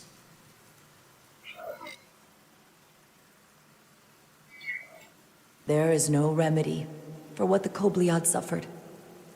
And I fear who we might have become in pursuit of it.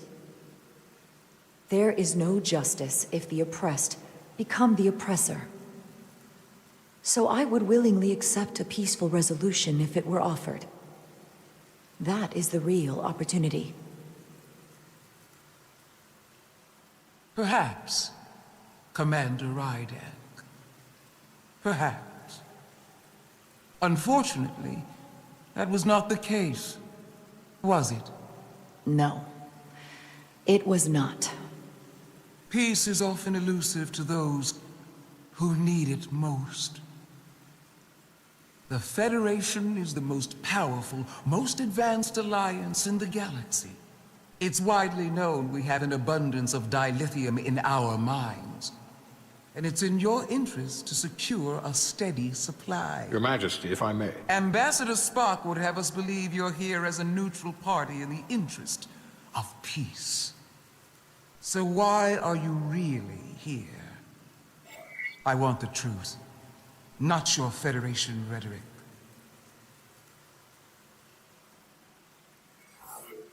It's possible the Federation has an interest in both peace and securing a steady source of dilithium. One does not preclude or prevent the other. But that's just my personal opinion. Given the Federation has done business with the Alidians for decades, I would agree. It's entirely possible, if not highly likely. What they haven't said, but cannot deny, is a simple truth. The dilithium trade would not and will no longer exist without Alidian involvement. We created it for the benefit of everyone, especially the Hotari. We've given them warp technology. We've let them share in the profits. We've made their lives infinitely better than before dilithium was discovered. All of that goes away if the Federation turns a blind eye to their treachery. That is enough of your lies! The Hotari are quite capable of running the mines. We've done so for centuries.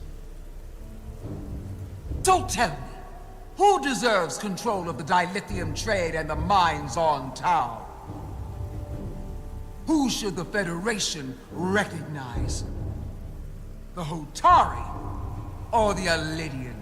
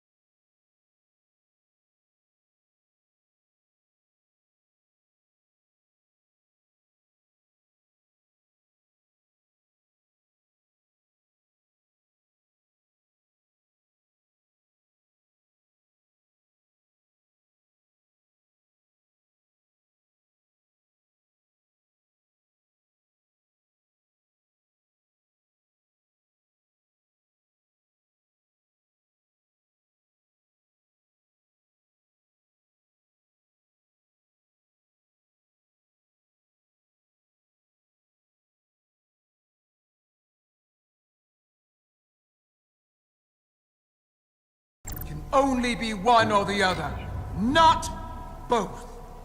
If I have to choose only one, then it would have to be the Hotari. Well said. How could the just and wise Federation make any other choice? This is an outrage. The Federation has lost all credibility. The mines are ours. Lydia will not be deterred. We will take back our mines by any means necessary. Then you will see more blood spilled. I am more than willing to address your concerns, Your Majesty. Yours as well, Representative. But I suggest we could have a more productive conversation with a smaller group. Perhaps only the most essential representatives.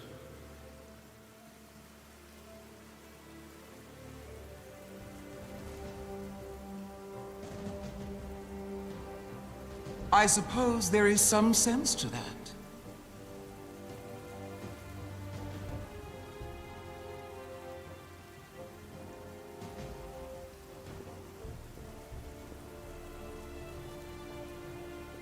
I hope we meet again, Jara Ryder.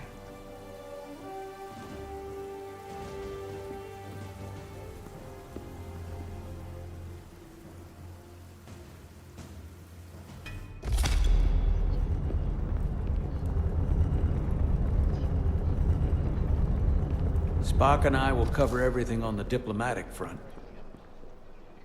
You make nice with the locals and see if you can get some answers. We need to find out why the Hotari are so willing to risk war. What happened in those mines?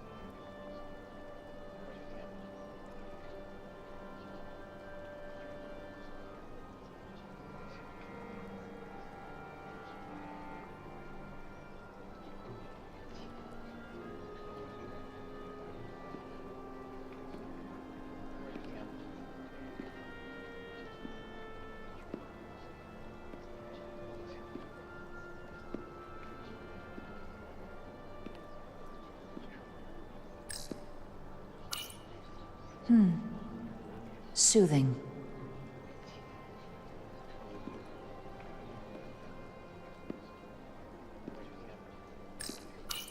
Such rough terrain. No wonder the Hotari are so tough.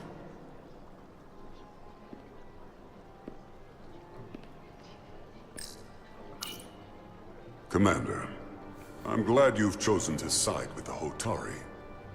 I knew the Federation would see through the Elydians' baseless claims and protect the interests of my people. The Hotari have suffered enough at the hands of the Elydians. I couldn't agree more. I assume you were there the day the mines were seized from the Elydians. Not seized. Reclaimed. And restored to their rightful owners. Yes, I was there. We had to be decisive, before the Elydians could even realize their worst nightmares upon them. I'm curious why the Elydians haven't fought back. They have the ability to retake the mines anytime they want. Ability is one thing, courage is another. The Elydians know any hostile action on their part will not end well. They respect one thing above all else, and that is force. The greater the force, the more certain the outcome. Any talk of making peace is just that, and worth little without the strength to secure it. Which makes me wonder about your ship, the Resolute. Undoubtedly the Federation's finest warship.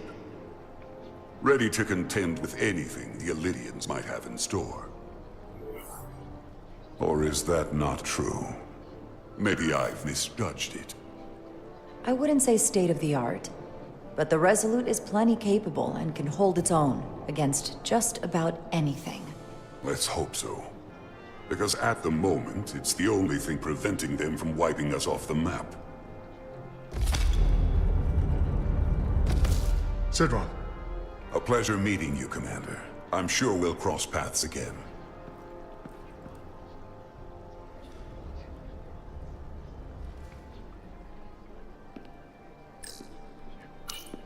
Commander Rydek, I'm encouraged to see the Federation supporting my people.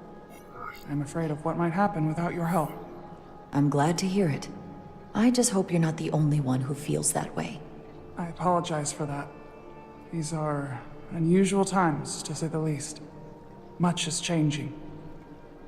I saw you speaking with Sidron, our national hero. I'm curious, what did he say? He seems to be of the opinion that negotiating for peace is a waste of time. Because force is the only blunt instrument he understands.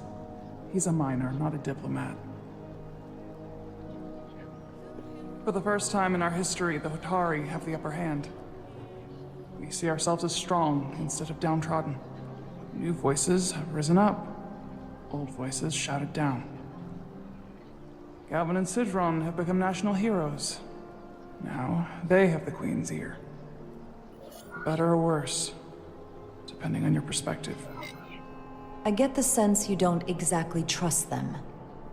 I don't trust their instincts, which are leading us to war. My fear has been that the Illidians will launch an attack and crush us. You've seen their starship, no doubt.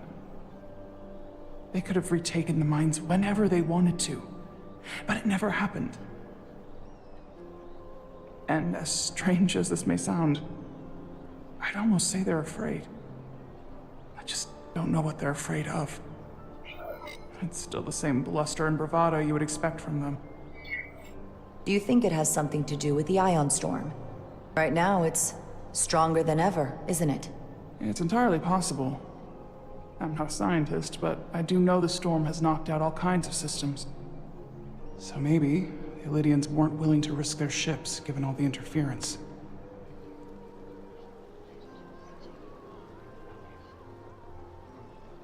Since the day of the revolt, Galvin has seized control of the mines and restricted all access.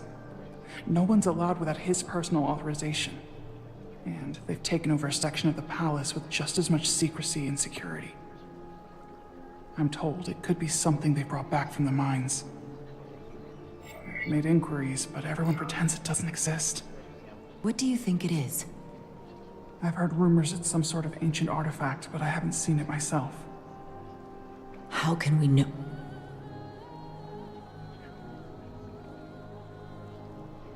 I'd better see what's happening. Do you think you can find out what they're hiding? I need to see proof of something before I can make my case to the Federation. I can try, but even if I found it, I might not know what to make of it. Take this. You can use it to capture whatever you find, and then send it to me.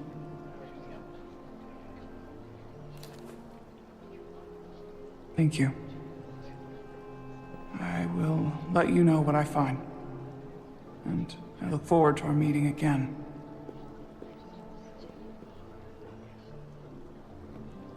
Sorry, I couldn't help but notice you were speaking with the Hotari this whole time. I figured in the interest of fairness, I should offer another perspective.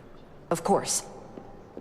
I'm probably not telling you anything you don't already know, but these negotiations rely on the Federation's neutrality, as does any hope you might have for a supply of dilithium in the future. So, why you would choose to side with the Hotari escapes me. Without Illidian involvement, there is no dilithium trade. But clearly, you weren't aware. We are and will remain completely neutral. Our only interest is the peaceful resolution to this conflict. As is ours. Of course, the question is, at what price? Major Salit Arminta, Special Attaché, Illidian Armed Forces. Pleasure to meet you, Commander. I have my issues with the Hotari, but I have to give them some credit. They know how to seize an opportunity. inciting an uprising the same day as a massive once-in-a-lifetime ion storm. Our assumption was that this storm was just an anomaly. Yes, a very convenient anomaly. At least that was what we were told. Of course, I wasn't there. But who am I to say otherwise? You sound skeptical. Well, the official story is that it was the storm that enabled the revolt. How else do a bunch of unarmed, unorganized miners seize control of an entire moon, much less thousands of mines? But I've talked to people who were there. They tell a different story. They say they're lucky to have escaped with their lives, that it was more than just the storm, that somehow the miners were able to harness the energy from the storm. I know it sounds crazy. I'm not even sure I believe it myself. The energy readings we've seen are off the charts. There's no way they'd be able to somehow harness it. That sort of technology doesn't even exist. I know. I felt the same way. But each person told the same story.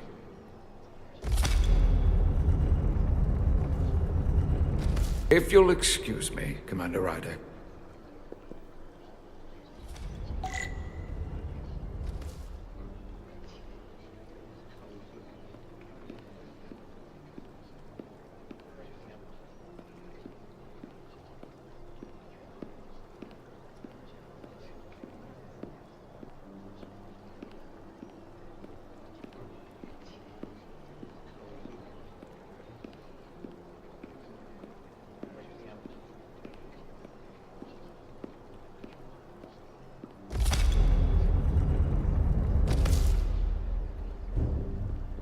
Well, that was a disaster. What happened? The Hotari refused to concede anything, so the Elydians stormed out. The Hotari did not invite us here as peacekeepers. I hope your efforts were more fruitful than ours.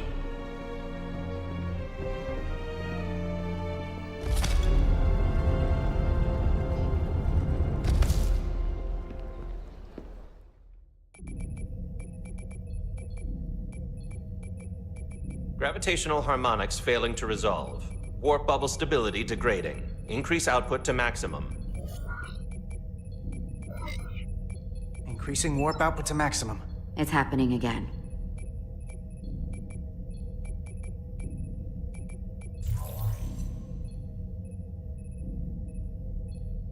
It is evident that presently, the Resolute cannot achieve warp propulsion. Since our diagnostics rule out any problems with our warp systems or anything about the ship, the problem appears to be the fabric of space itself. Space itself?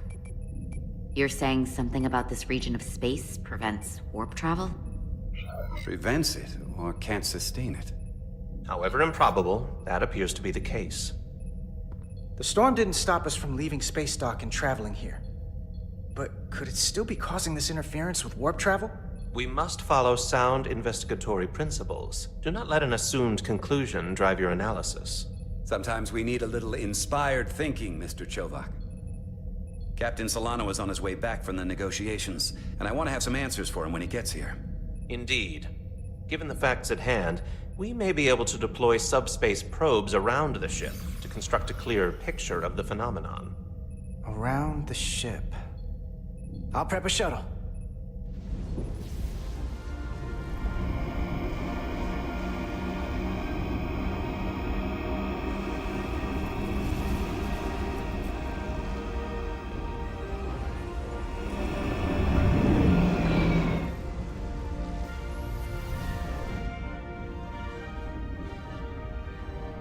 I'm setting up a waypoint at a distance roughly corresponding to the edge of our warp field. When we get there, I'll deploy the first probe.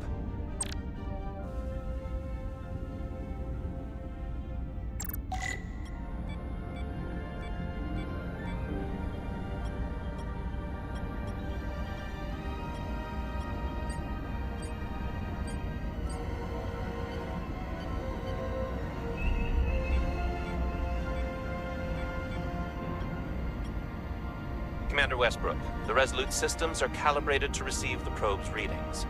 We are standing by to reproduce the warp field collapse after the first probe is deployed. Thank you, Mr. Chovak. We'll be in position shortly. And, Mr. Diaz, do take care in piloting the shuttlecraft. Now is not the time to indulge in the human penchant for joyriding. Chovak probably isn't such a fun guy to work for, huh?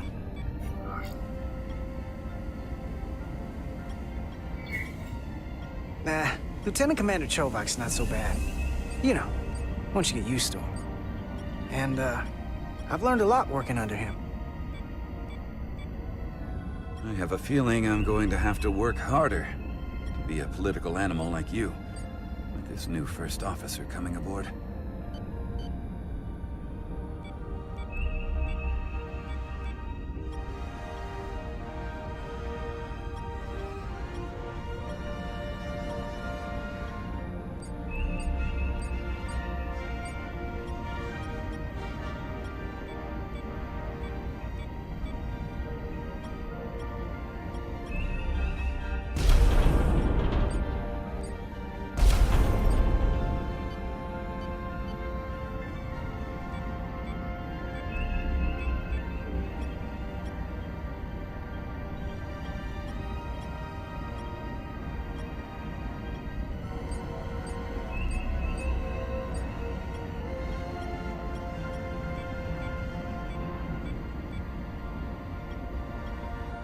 This is far enough.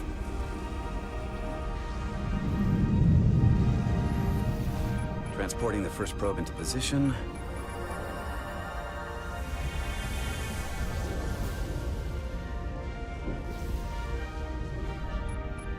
Westbrook here. The first probe is deployed. Understood. We are reading it. We are about to replay the simulation.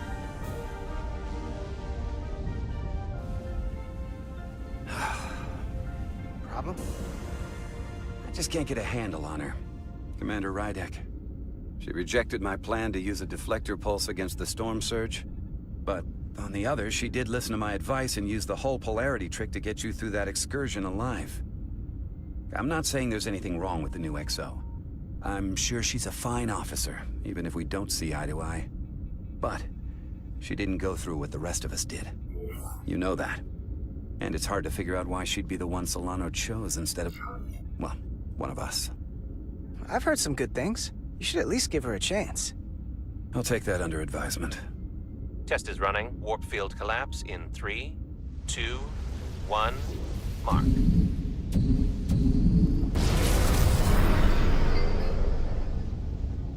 Whoa. All right, that is definitely a problem with the fabric of space. We need to get another probe out there.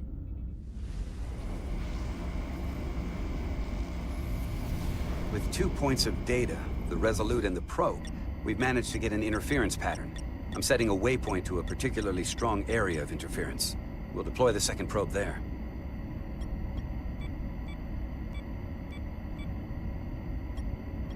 Listen, I'm gonna give you a piece of advice I wish someone had given me.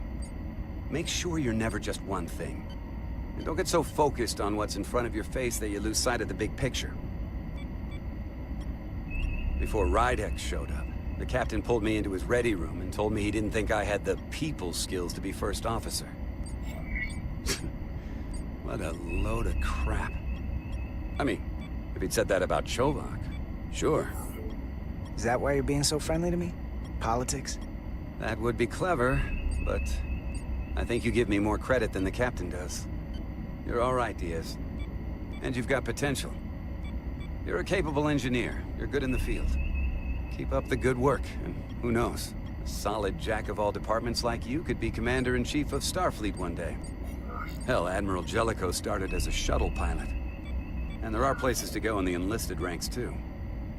I don't know. I'm pretty happy where I am. You must be a glutton for punishment. Lieutenant Commander Chovak has been known to take decades to warm up to people.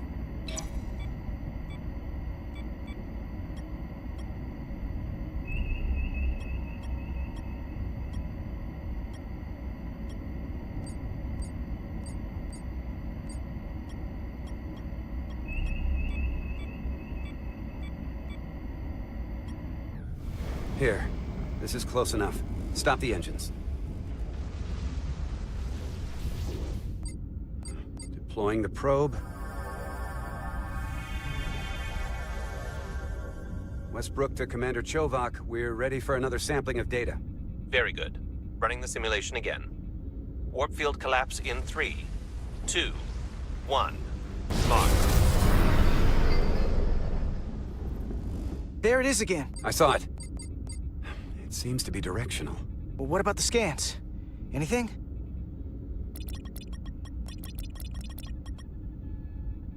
Here's the readings in relation to our local space. We've got the Resolute, Otari Prime, and the probes. All this interference is overloading the sensor buffers. We're gonna have to triangulate the sensors manually.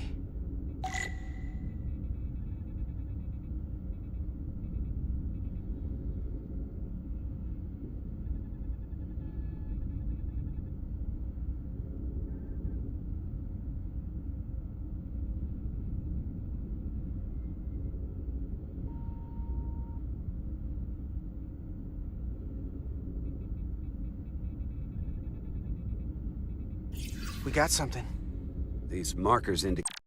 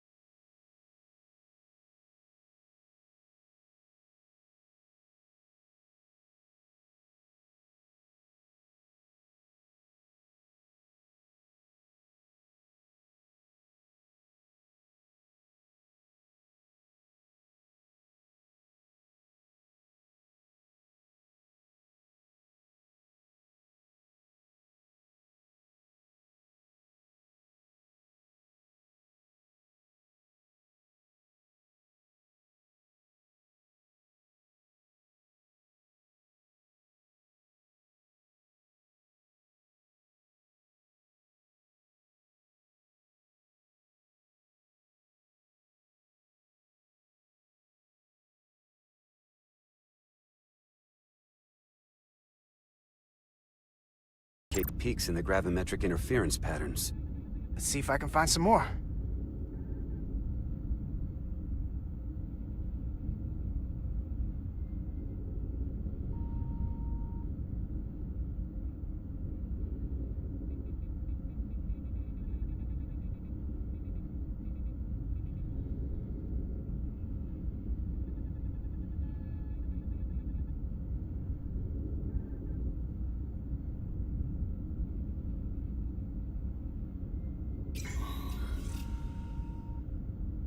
Hold up. This is coming from the moon. A beam that blocks warp travel.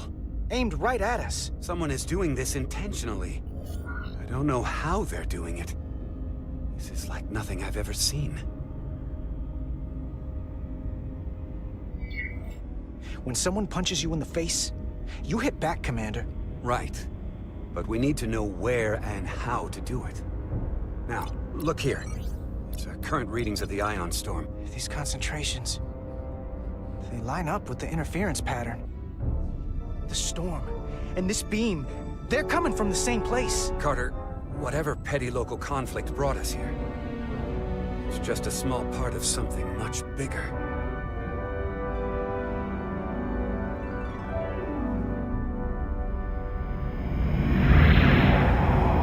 Presently, we don't have an explanation for how they're doing this. One thing is clear. This is no fluke. Thank you, Mr. Westbrook. I want a full briefing when I'm back on board. Solano out. A targeted weapon that inhibits warp travel. Coming from the moon Tau. That would explain the difficulties my shuttle encountered. More importantly, the tenor of the Hotari during the negotiations. And here I thought the Elydians would be the problem. Coming to peace talks in a warship. This wasn't supposed to be so complicated. We're right to be worried. If they're targeting the Resolute and we can't go to warp, that effectively leaves us at their mercy. Which puts us in a rather difficult position. Especially if they have more tricks up their sleeve. Tylus, the Hotari representative, said she thought they found something in the mines. Galvin and Sidron brought it back to the palace, but they're keeping it under tight security. She's going to investigate it. I gave her my tricorder. I expect she'll contact us soon. You found an ally. Why would Tylus help us? Go behind her people's back? It's a fair question, considering. She doesn't like the way Galvin and Sidron have been manipulating the situation. And the Queen. Working with us to go around them isn't the same as betraying her people. That may be true. She's certainly more likely to help than the other Hotari we've met. That raises another question.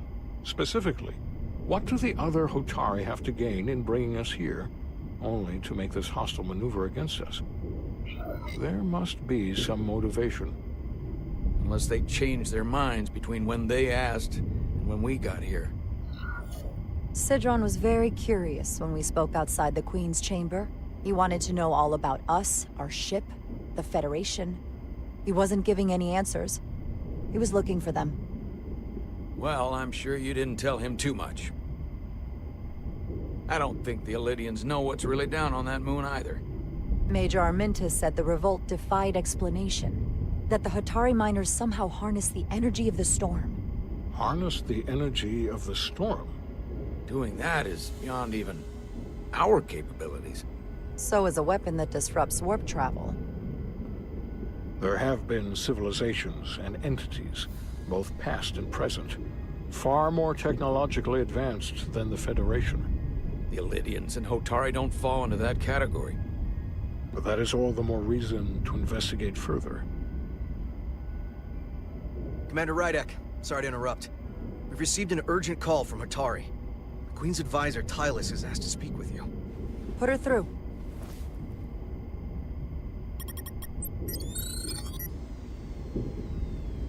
Galvin and Sidron are still with the Queen.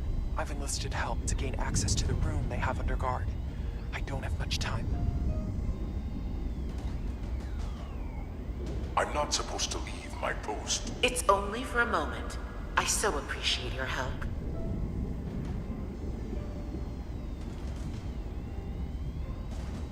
I found something. I'm sending you a scan.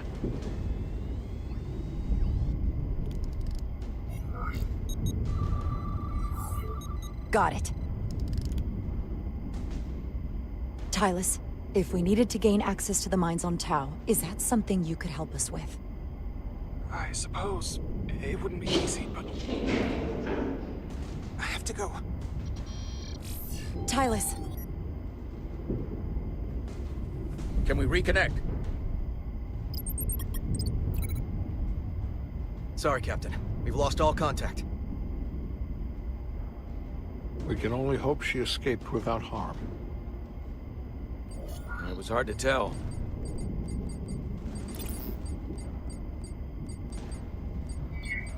We have to help her. Send another shuttle. We're not doing anything yet. Not until we know more. Let's see the scan of whatever the hell that was.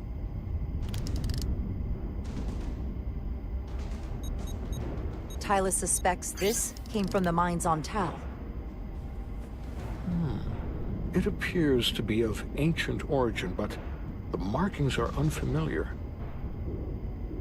We can run a full analysis when we get back to the Resolute. But if this came from the mines, then it might be the key to how they got the upper hand against the Elydians. Then we have to go into the mines.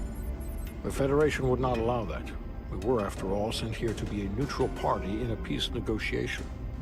However, we could demonstrate that the Hotari have acted in bad faith, which would enable us to investigate the mines on Tau with full justification. But of course, we would need conclusive proof before taking action. Otherwise, it could put us in a difficult position. Whatever this artifact is may be proof enough. At least to satisfy the Federation. Especially if we can show the Hotari are controlling the warp disruption. And targeting the Resolute. We may have a better understanding once we analyze the device. But a mission to the mines, covert or otherwise, is not out of the question. And I will handle the Federation.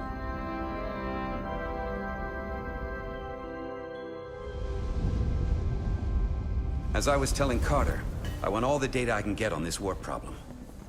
And the negotiating team's shuttle has been recording data all the way back from Hotari. Even better than our probes.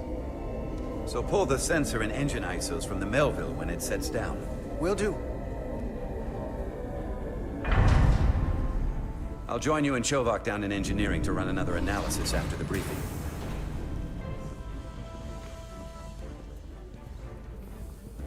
I didn't like this warp problem when we thought it was some astronomical anomaly. And I like it a hell of a lot less now that we know someone is doing it to us. How does it work? What do we even do about it? What do you say we pull these chips and find out? Took some damage on the way.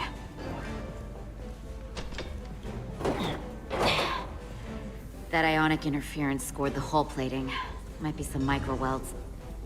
Let's try pulling together. All right. 3, 2, 1. It won't budge. Gotta be the storm damage. We need to... Welcome back. Any excitement down on the surface?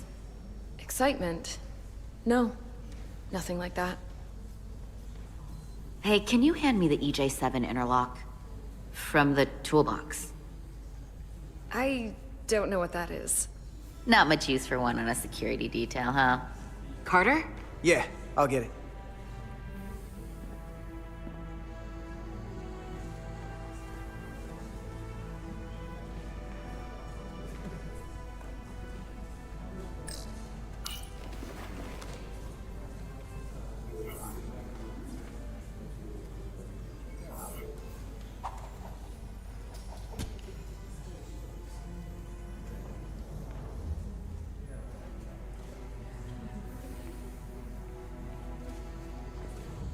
Okay, I'll apply pressure while you decouple the panel.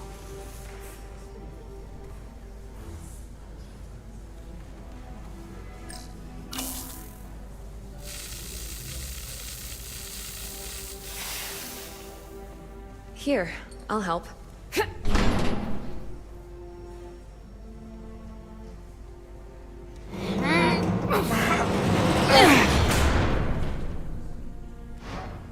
We've got this.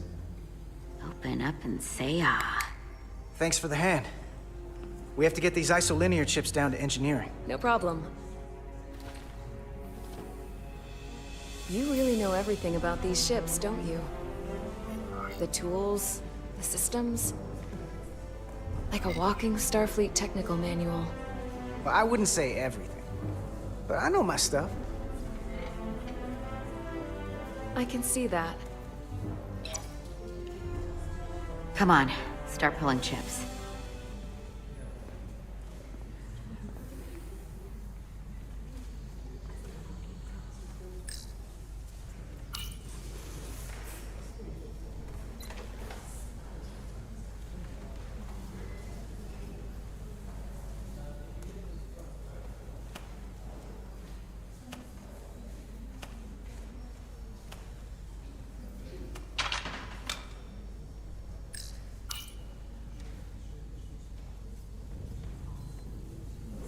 What's this?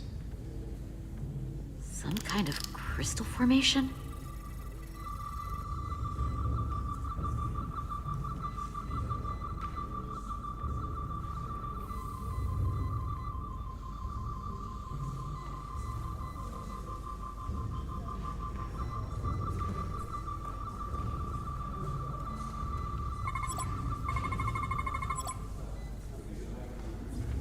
Whoa. This substance is a quantized spin crystallization of hydrogen, carbon, and lithium. It's emitting tetrametric pulses at an interval of 3.8422 seconds. Quantized crystallization isn't natural. I mean, it's only theoretical as a means to engineer matter on a subatomic level. What's it doing in there?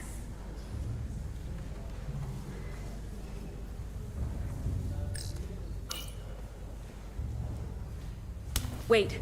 Regulation 364, subsection 9. What? Regulation 364 subsection 9 orders that in the case of an unknown foreign substance infiltrating a sealed system, it will be placed in secure confinement before further examination. Retrieve a containment module. Don't you think we're more equipped to deal with whatever this is? No.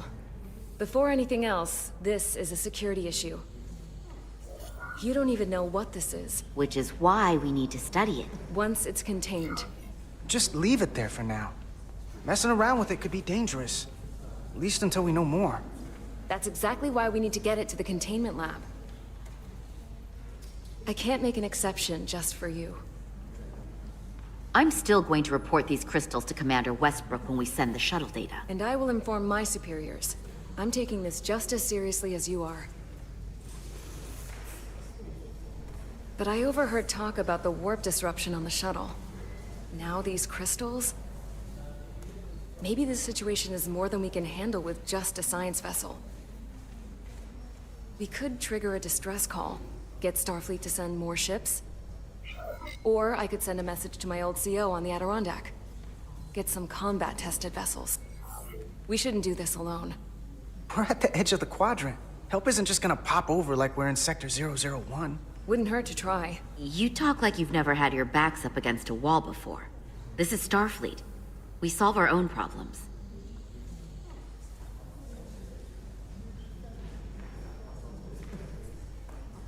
Okay, stand back.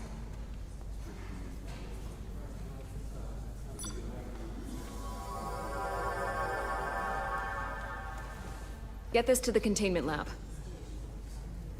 We'll get it set up for you. I'll let you know when it's safely confined. Oh, we'll be there. Last thing you want is to study this down in main engineering and have it explode next to the warp core.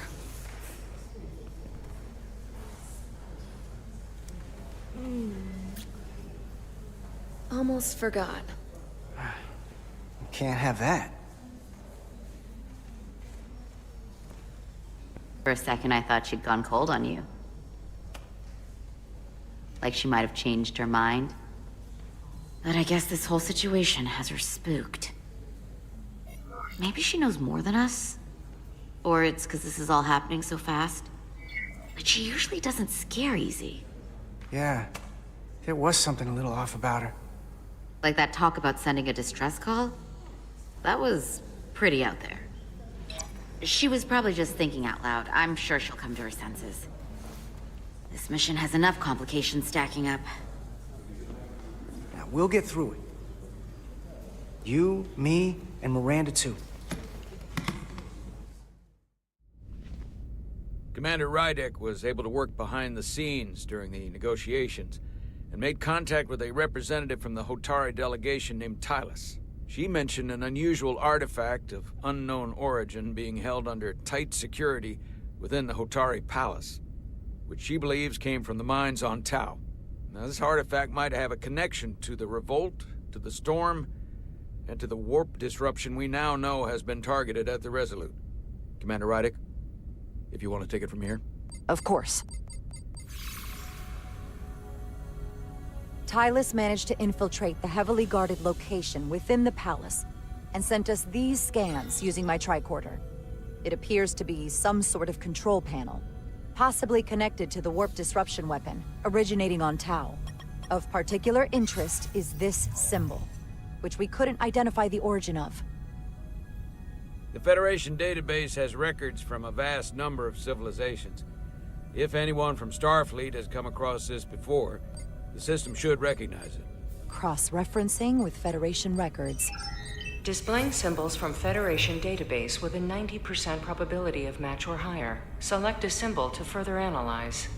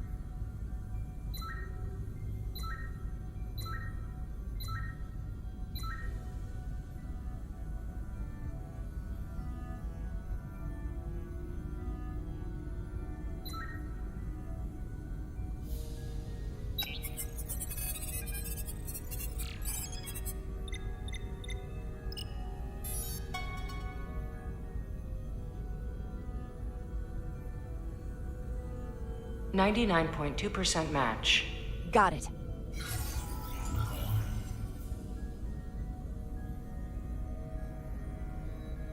So, what are we looking at?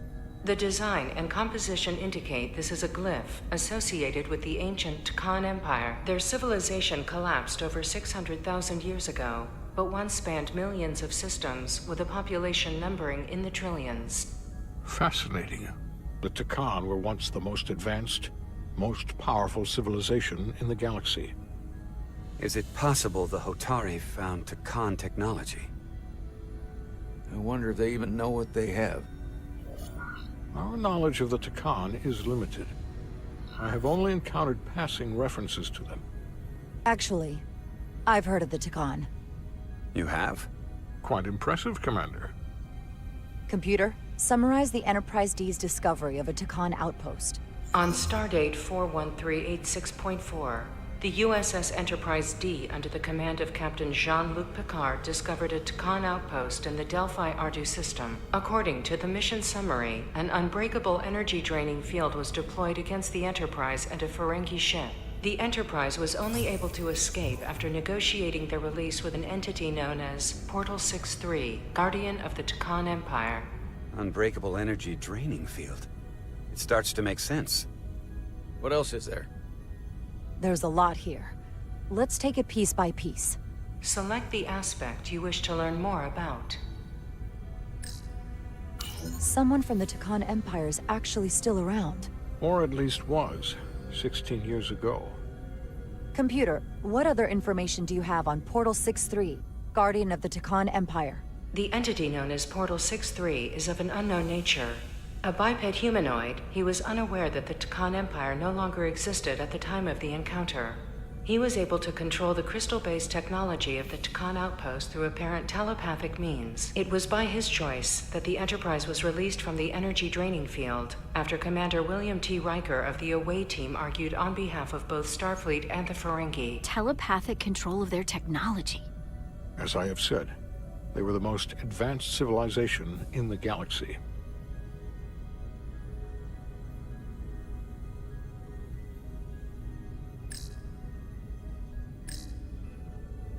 What sort of planet is Delphi Ardu 4? Delphi Ardu 4 is an M-class planet, a barren rocky world with little to no vegetation and frequent ion storms. The giant crystals that grow there absorb energy, but it is not understood how they do so. The entire Delphi Ardu system, consisting of 11 planets, was considered completely uninhabited until the encounter with Portal 63. Frequent ion storms. That can't just be a coincidence.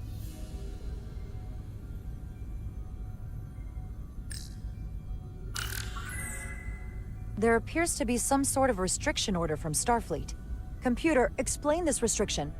A Starfleet directive similar to General Order 7 forbids entering the Delphi Ardu system or attempting to make contact with Portal 63. Starfleet doesn't throw up a no trespassing sign for just anybody. I suppose it makes sense considering what happened to the Enterprise D.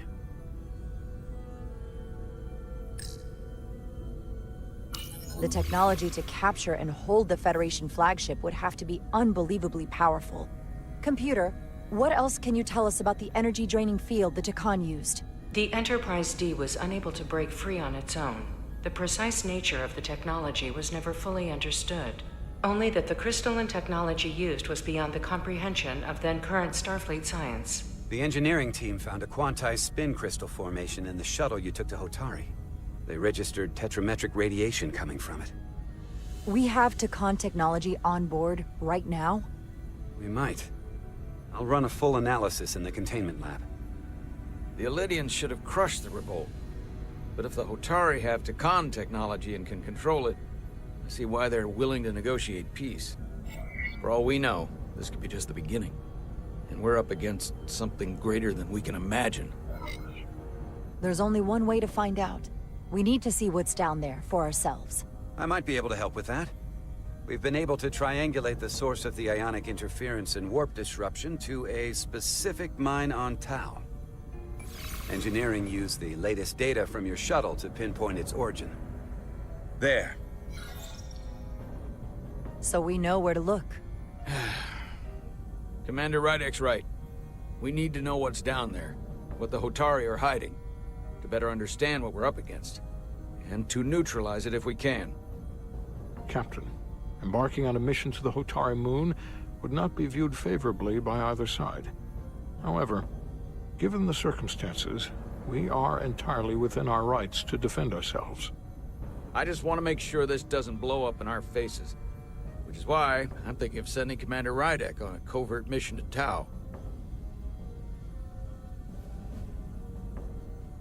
Assuming you're up to the task. It would require absolute secrecy. And obviously, it's not without risk. I'm ready for action, Captain. Just say the word and I'll be there. I'll admit, I wish I could go myself. I'm hoping Tylus can accompany you. The priority is to avoid detection. It's a calculated risk. The last thing we need is to get caught and then blamed for violating our neutrality and aggravating an already tense situation. We can't afford any mistakes, which is why I've chosen you. Yes, sir. I'll do everything in my power to make sure no one knows I'm there. Good. Of course, you'll have full support from the Resolute, and we'll make sure we take every precaution. Every precaution. Get in touch with Tylus and make the necessary arrangements as discreetly as possible. Bridge to Captain Solano. The Illidians have moved additional ships to the edge of the Hotari system. Current heading is straight for the homeworld. Understood. It would seem we no longer have the luxury of waiting. In that case, may I suggest you and I return to Hotari Prime. Doing so will provide Commander Rydek as much time as possible to complete her mission. Agreed. We'll hail the Queen's delegation from my ready room. We all know what we need to do. Dismissed.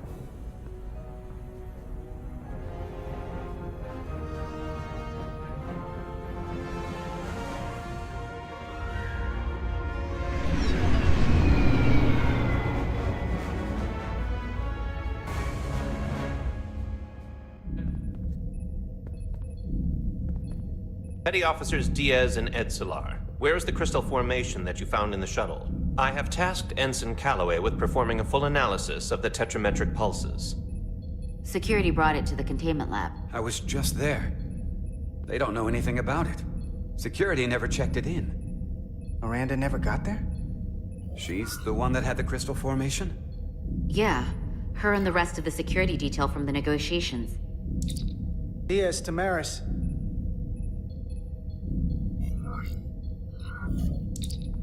Carter Diaz to Miranda Maris. Commander Westbrook to Petty Officer Miranda Maris. Respond. Something's not right. She's still on the ship. She has to be. Computer, locate Petty Officer Miranda Maris. Petty Officer Miranda Maris is in the isolinear storage array on Deck 5. I'll go find her. Good. I am sure Mr. Diaz can attend to this on his own.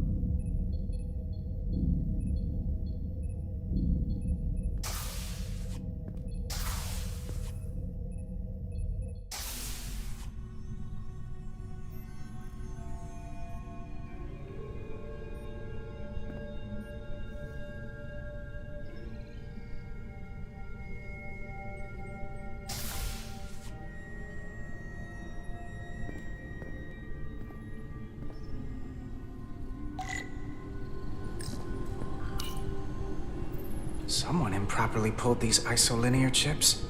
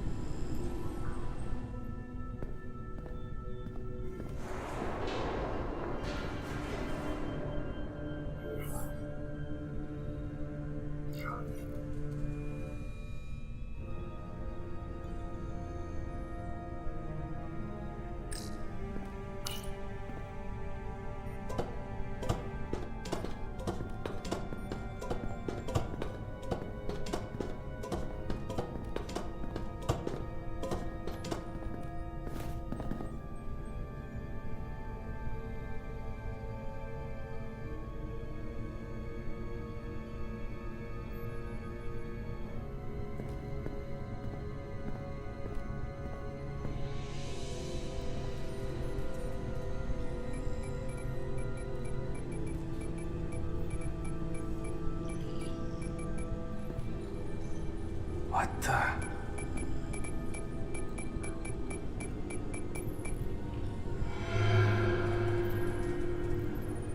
Oh, it's just you. I'm busy right now. Why don't you come back later?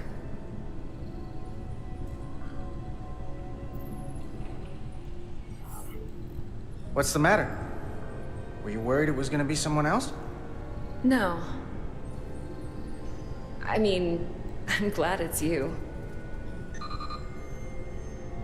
But I'm through here, so I can't stay and chat. I have other things to do. Sorry you came all this way for nothing. But hold on a second. Commander Westbrook said the crystal formation we found in the shuttle never made it to the containment lab.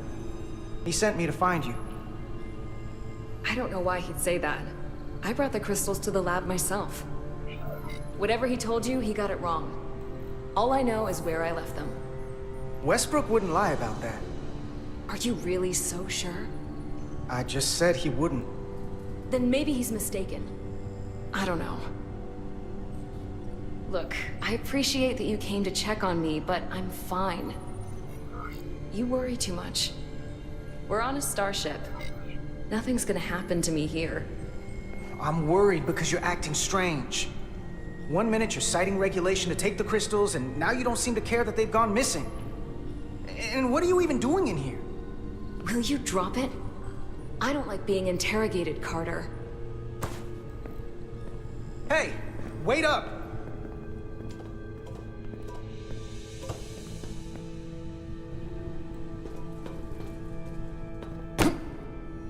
I'm getting some very mixed signals from you right now. I'm sorry. I'm under a lot of stress right now. Just tell Chovak or whoever I don't know where the crystals are, and let me go about my business. I know we have some things to figure out. I don't have time to stand around and debate with you. I don't know what it is, but you're hiding something. What's in that storage drive? It's secure data. It doesn't concern you. Miranda, hold on! No. Get out of my way.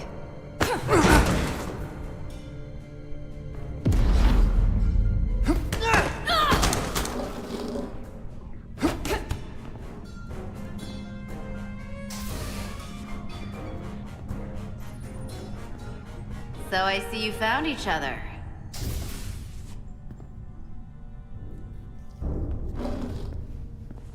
You were taking so long, the commander sent us to see what the problem was. Diaz, you were sent here with specific orders, and fighting your crewmate wasn't one of them. What the hell is going on here? Let's just let them explain. I'd like to hear that, because I know what it looks like. She attacked me. That's ridiculous. And tried to get away with this. She was copying data onto it. I caught her in the act. This drive is unauthorized. There are ISOs all over the floor. And that's why I was in here, investigating this situation. And when Carter came looking for me, we got our wires crossed. It wasn't anything more than that. Even if that was true, it still doesn't answer what happened to the crystal formation that she took. And she isn't helping.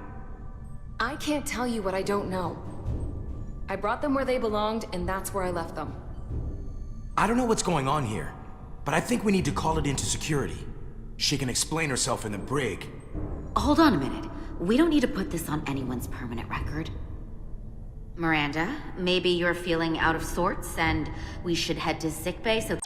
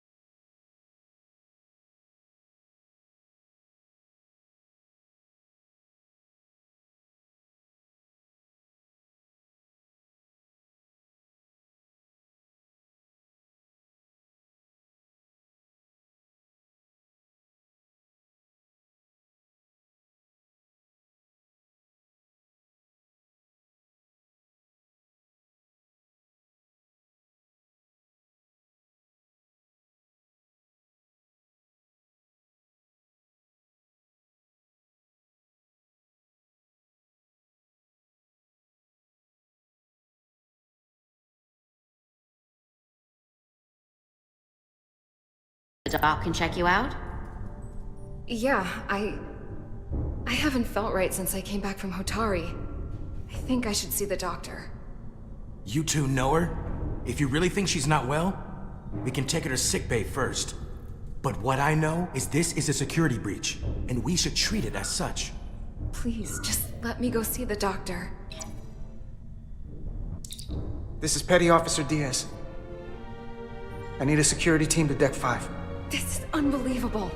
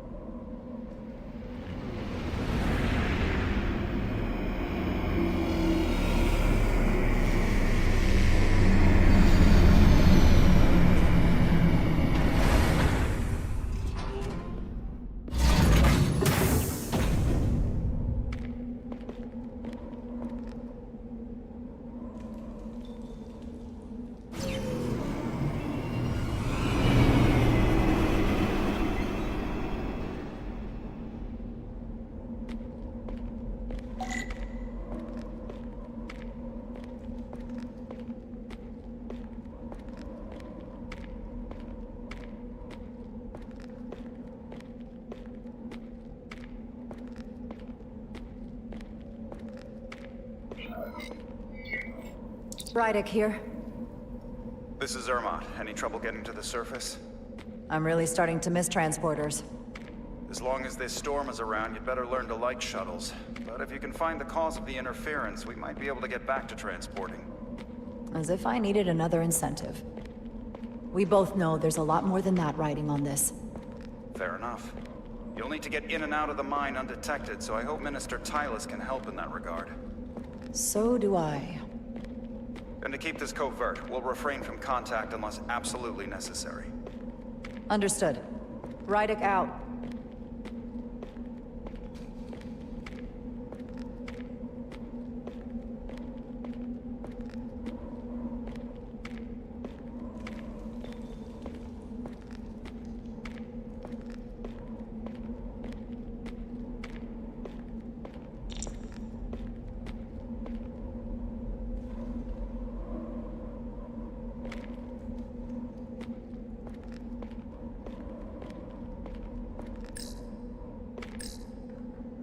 The ionic interference is coming from underground. I should find a safer way down there.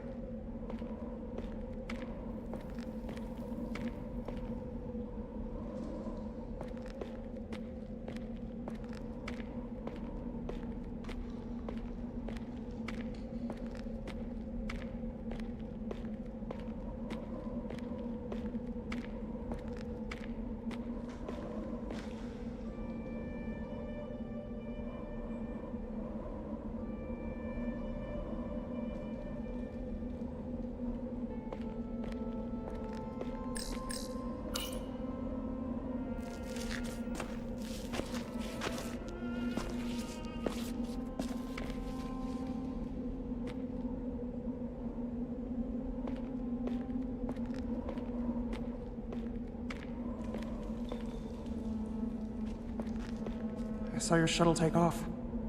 Hopefully no one else did.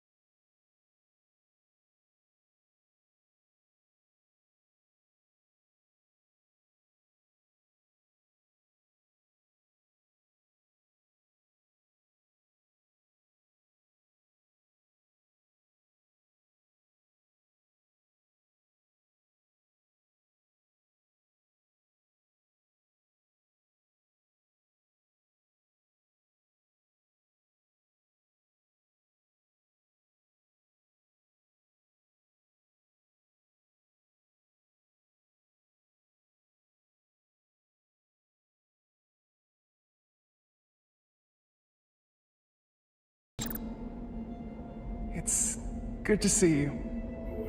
Even under these unfortunate circumstances. When you called to give us a scan, it sounded like they caught you. I was worried you'd been hurt. It was nothing I couldn't handle. Lead the way. I'll fill you in on what we've learned about the situation. Follow me.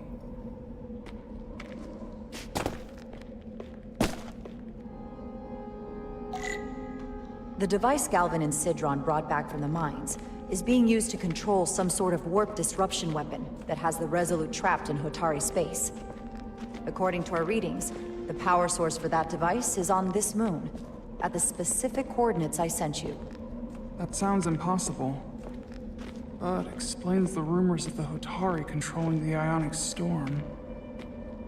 We strongly suspect the device was created by an ancient empire known as the Takan. The Takan? Once the most powerful civilization in the galaxy, but they've been gone for over 600,000 years. It's hard to believe there's something like that on Tau. Which is why I need proof. If we find hard evidence that Galvin and his allies are hiding dangerous Takan technology, I can convince the Federation to let us intervene. Understood.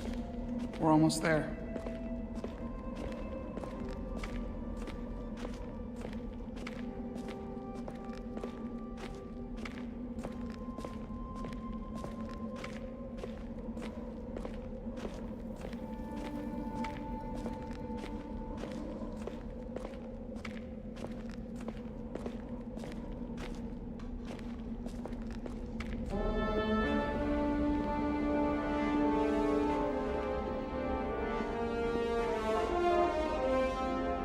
That's the mine? Prospect 614 North, Subdivision 20. It's enormous. Just one of the thousands across Tau. The pride of Hotari. How do we get inside? The structure that circles the mine has entry points for transporting equipment into the lower levels. They're guarded, but nothing I can't get past using my authority. Well, that's good to hear. As long as you can avoid being seen, I should be able to talk my way past any miner. And provide a little distraction for you in the process. How do I avoid being seen? You don't use the door.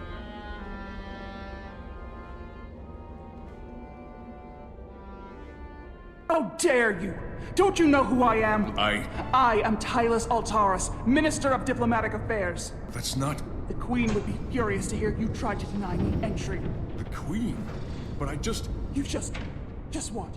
Just now realize the trouble you've made for yourself? And who exactly do you think you're going to report this to? Because I'll be reporting it as well, to someone much further in the ladder. You have no authority here. Do you understand who pays your wage? I can inform the Queen directly of this insolence. There's no You'll need regret for... everything you've said here today.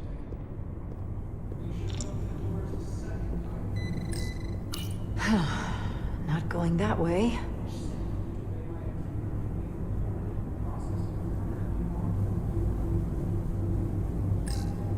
Force field. Looks like it was installed recently. No safe way around it.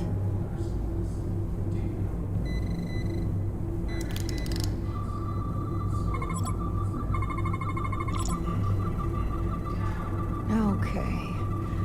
Let's get a look inside you.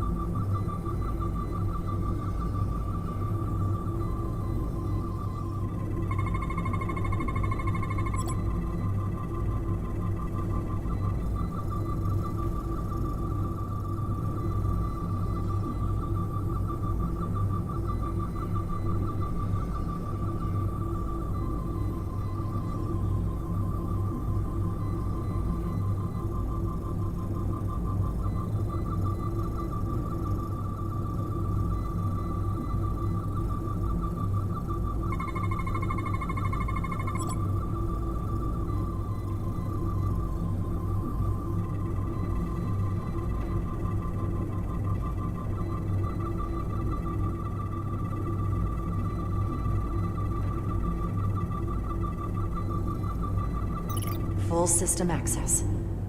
Let's see if I can just... Bingo.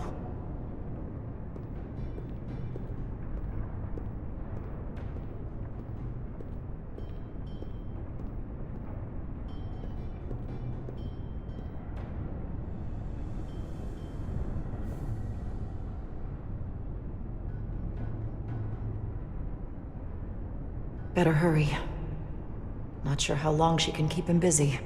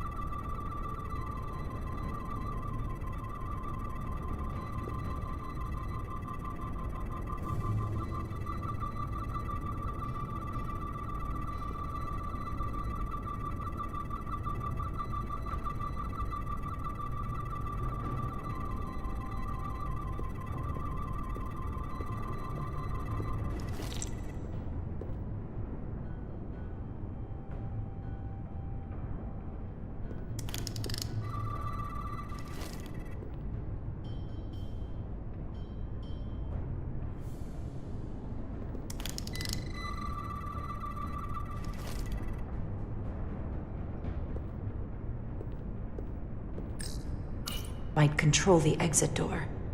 Need to see inside it.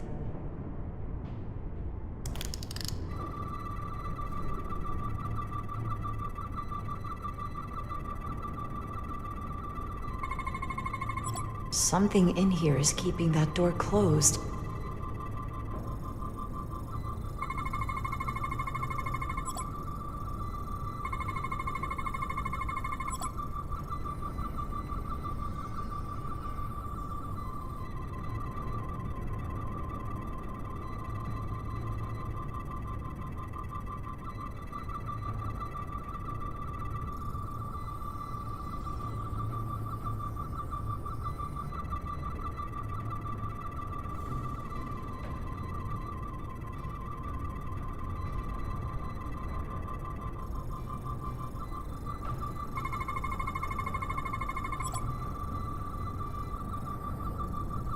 Got it. Should remove the security check on the door.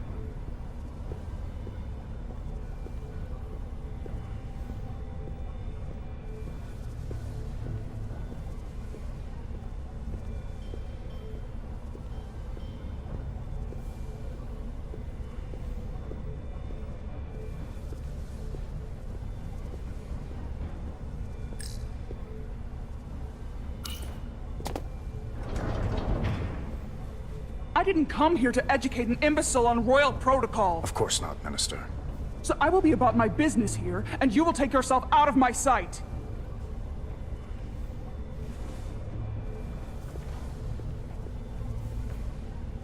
There you are. You really let that guy have it. It worked, didn't it? I'm used to having to throw my weight around. I'm impressed. I didn't know you had it in you. There's a lot you don't know about me. Underestimate me at your peril. The catwalks were booby-trapped. Galvin and Sidron have gone to great lengths to keep out the uninvited. Well, we're inside. Where do you want to start? The ionic interference is coming from below us. We need to go deeper. That lift goes down, at least to the changeover station. But we can't use it without DNA authorization from one of the guards. I have an idea, but we need a few samples of DNA from the miners who work here. Samples? Fingerprints, sweat, blood. Which will trick the machine and get us control of the lift. That's the theory. Let's test it.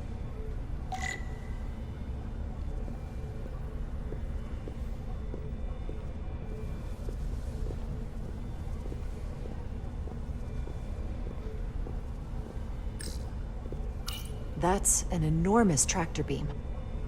One of our strongest. The miners dump everything they find into the center, and the tractor beam moves it all up into the collector ship. You sound a little proud of it. The Illydians may have given us new tools, but the methods of excavation are all Hotari designed.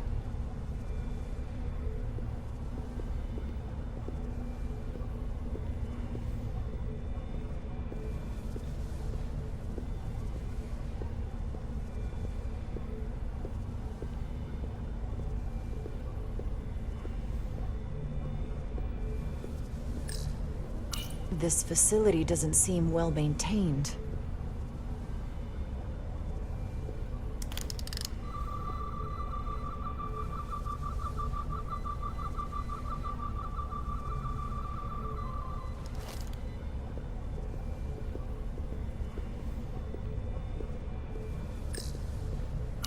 An Illydian console.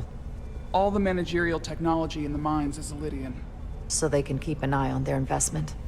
That's how it is.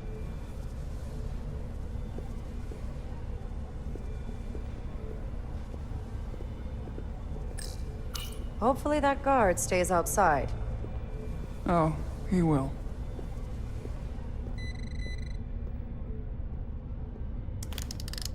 Wow, that is a lot of DNA. I should look for the most concentrated spots.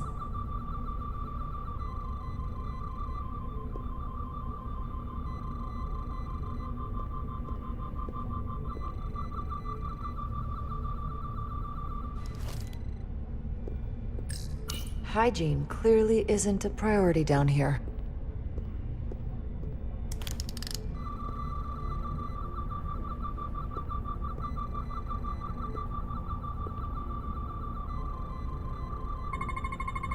I can use this.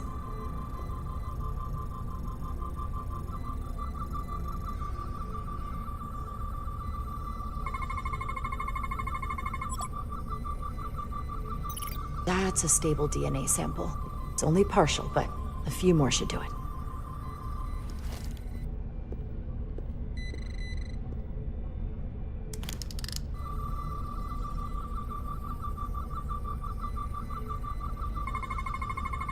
There's gotta be stable DNA here.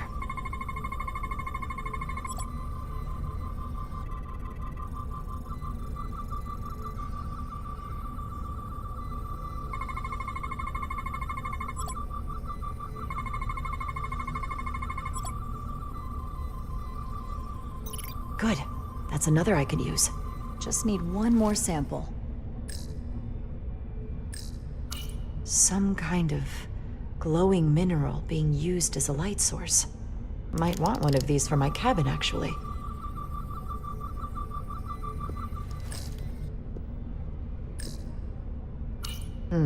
Leftovers. I should give this a scan.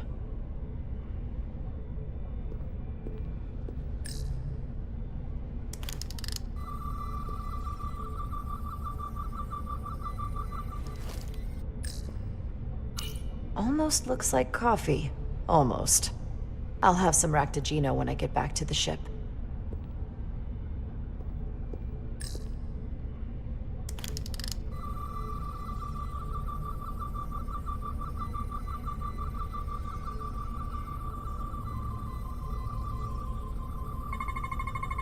Not concentrated enough. I should try somewhere else.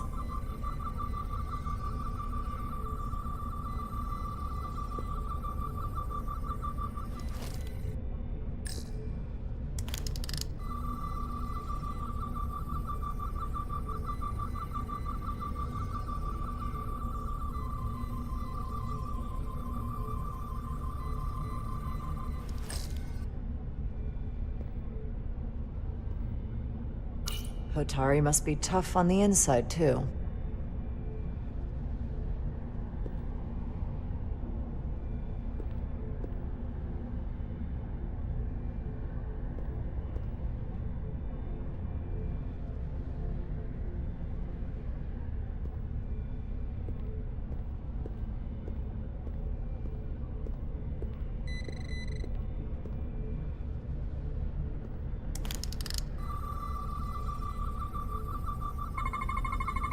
This'll work.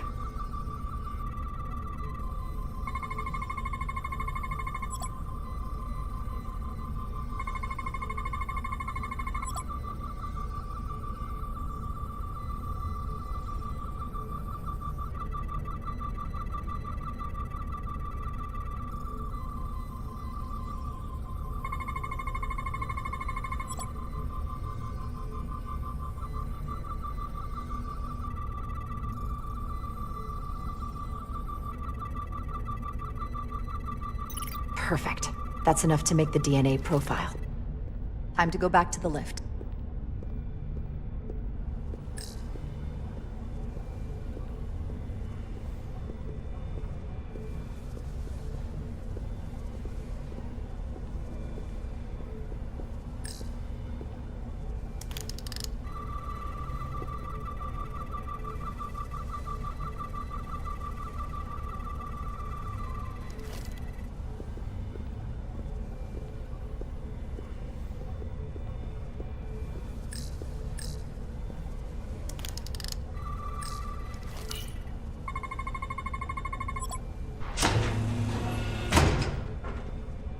It worked.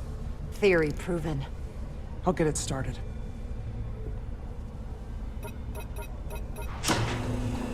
Ready?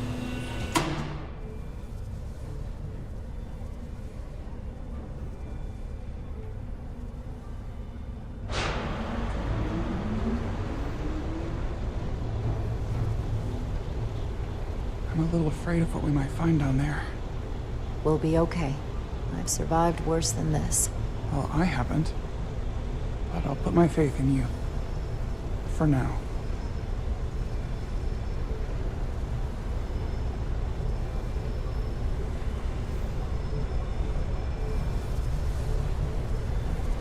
Jara. No, stay back. There's a guard at the station. You'll have to hide.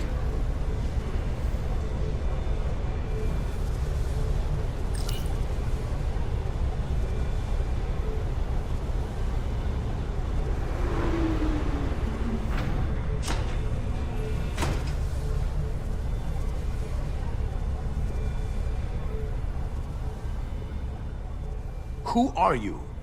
What are you doing here? You watch your tone with me. I'm Tylus Altaris, Minister of Diplomatic Affairs. I speak for the Queen herself. This is a restricted area. No one gains access without the approval of Galvin or Sidron. Wait. Jues Gawad Abawincha.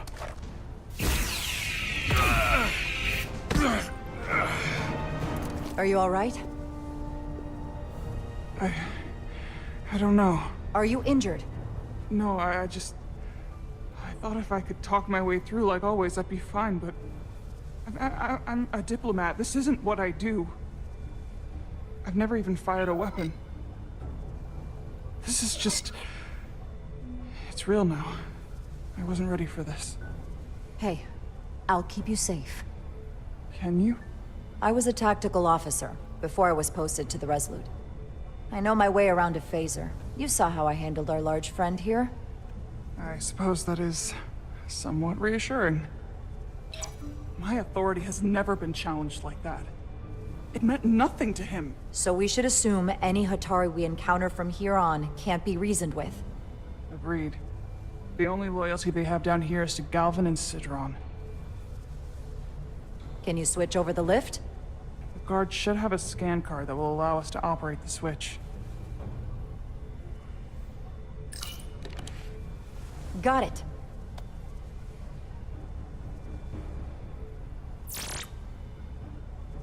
He's not dead, is he?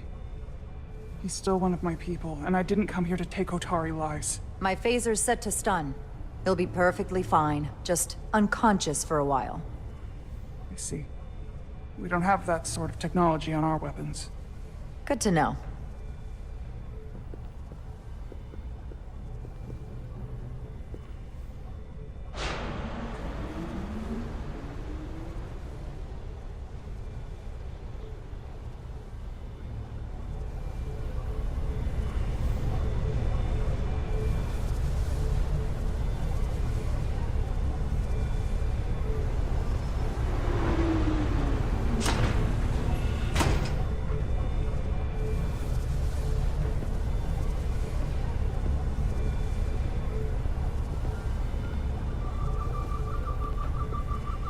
The energy readings are emanating from this tunnel. It's sure to be guarded in there. Stay low and follow my lead.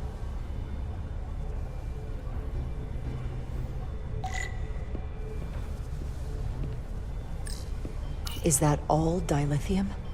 Not all of it. We excavate large chunks of rock that contain varying amounts of dilithium ore. It's sorted and processed at the collector ship above.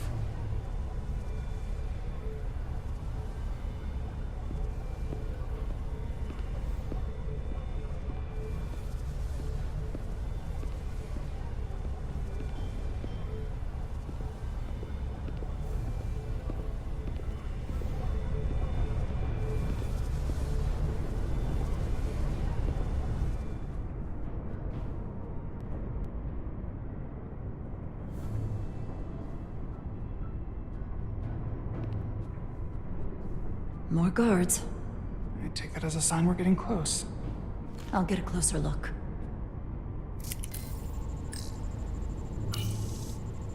Looks like they've improvised a barrier. Yes, we must be getting closer.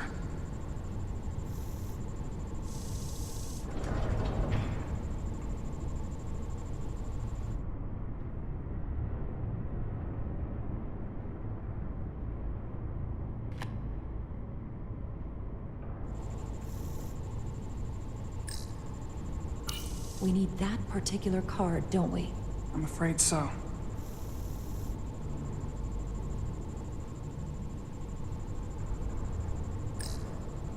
We don't have time to wait for them to finish whatever they're doing. We'll have to try to keep low and sneak past them. I'm starting to see the utility of a phaser. I wouldn't stand a chance against all three of them.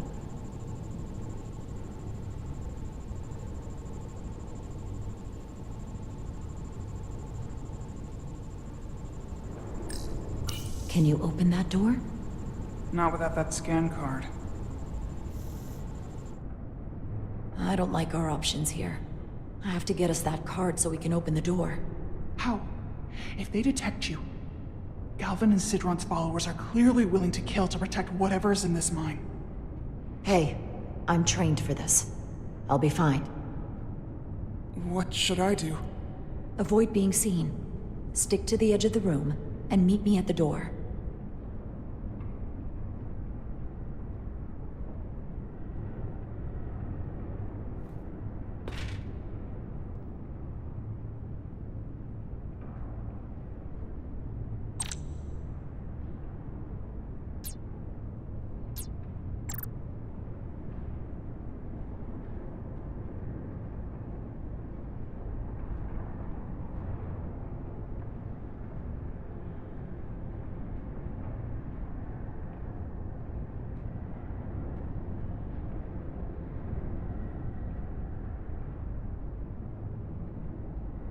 Analysis in progress.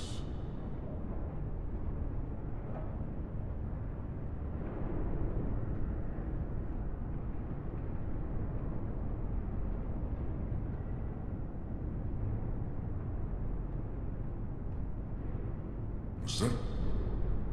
You stop! Avoid being seen. Stick to the edge of the room and meet me at the door.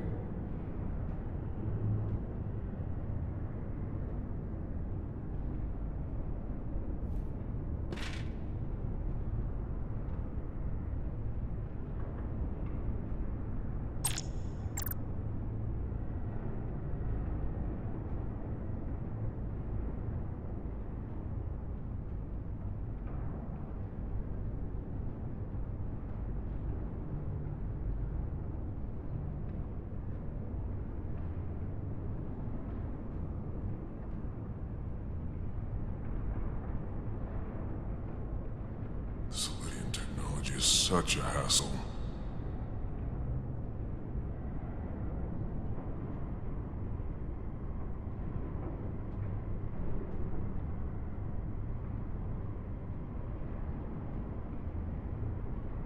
I get all the grunt work.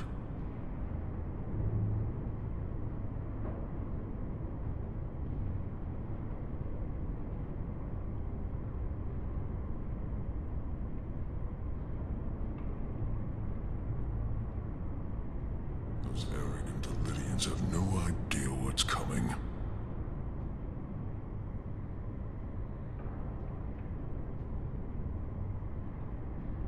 An intruder! Must be seeing things.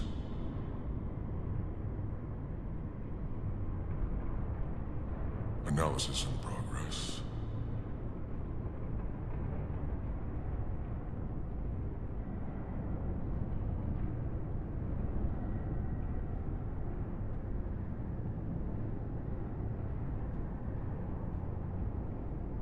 Soon we'll be in control.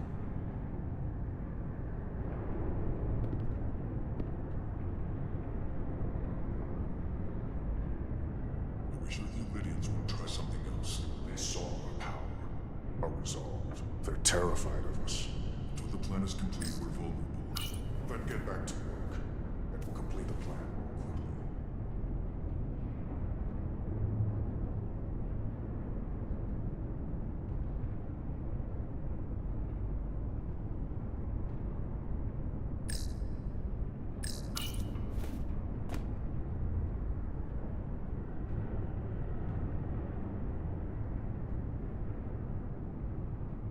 Processing.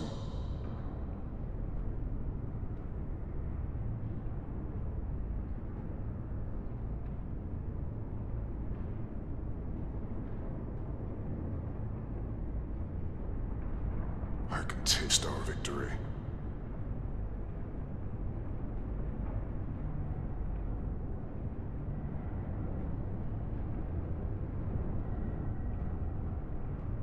Good. Good.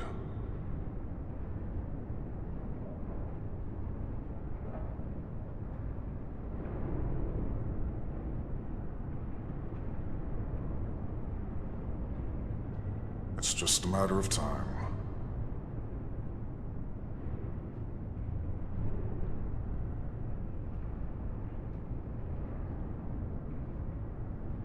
Almost complete.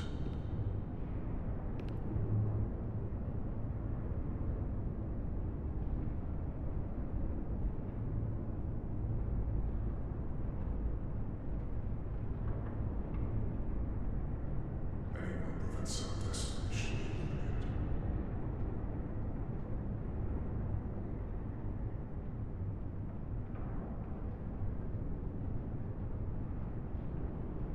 This requires team inputs.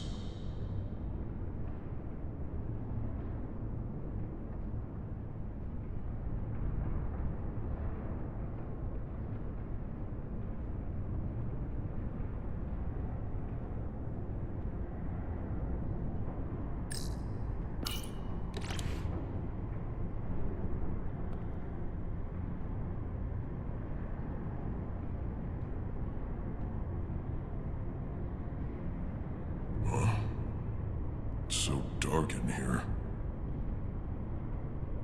Who's there?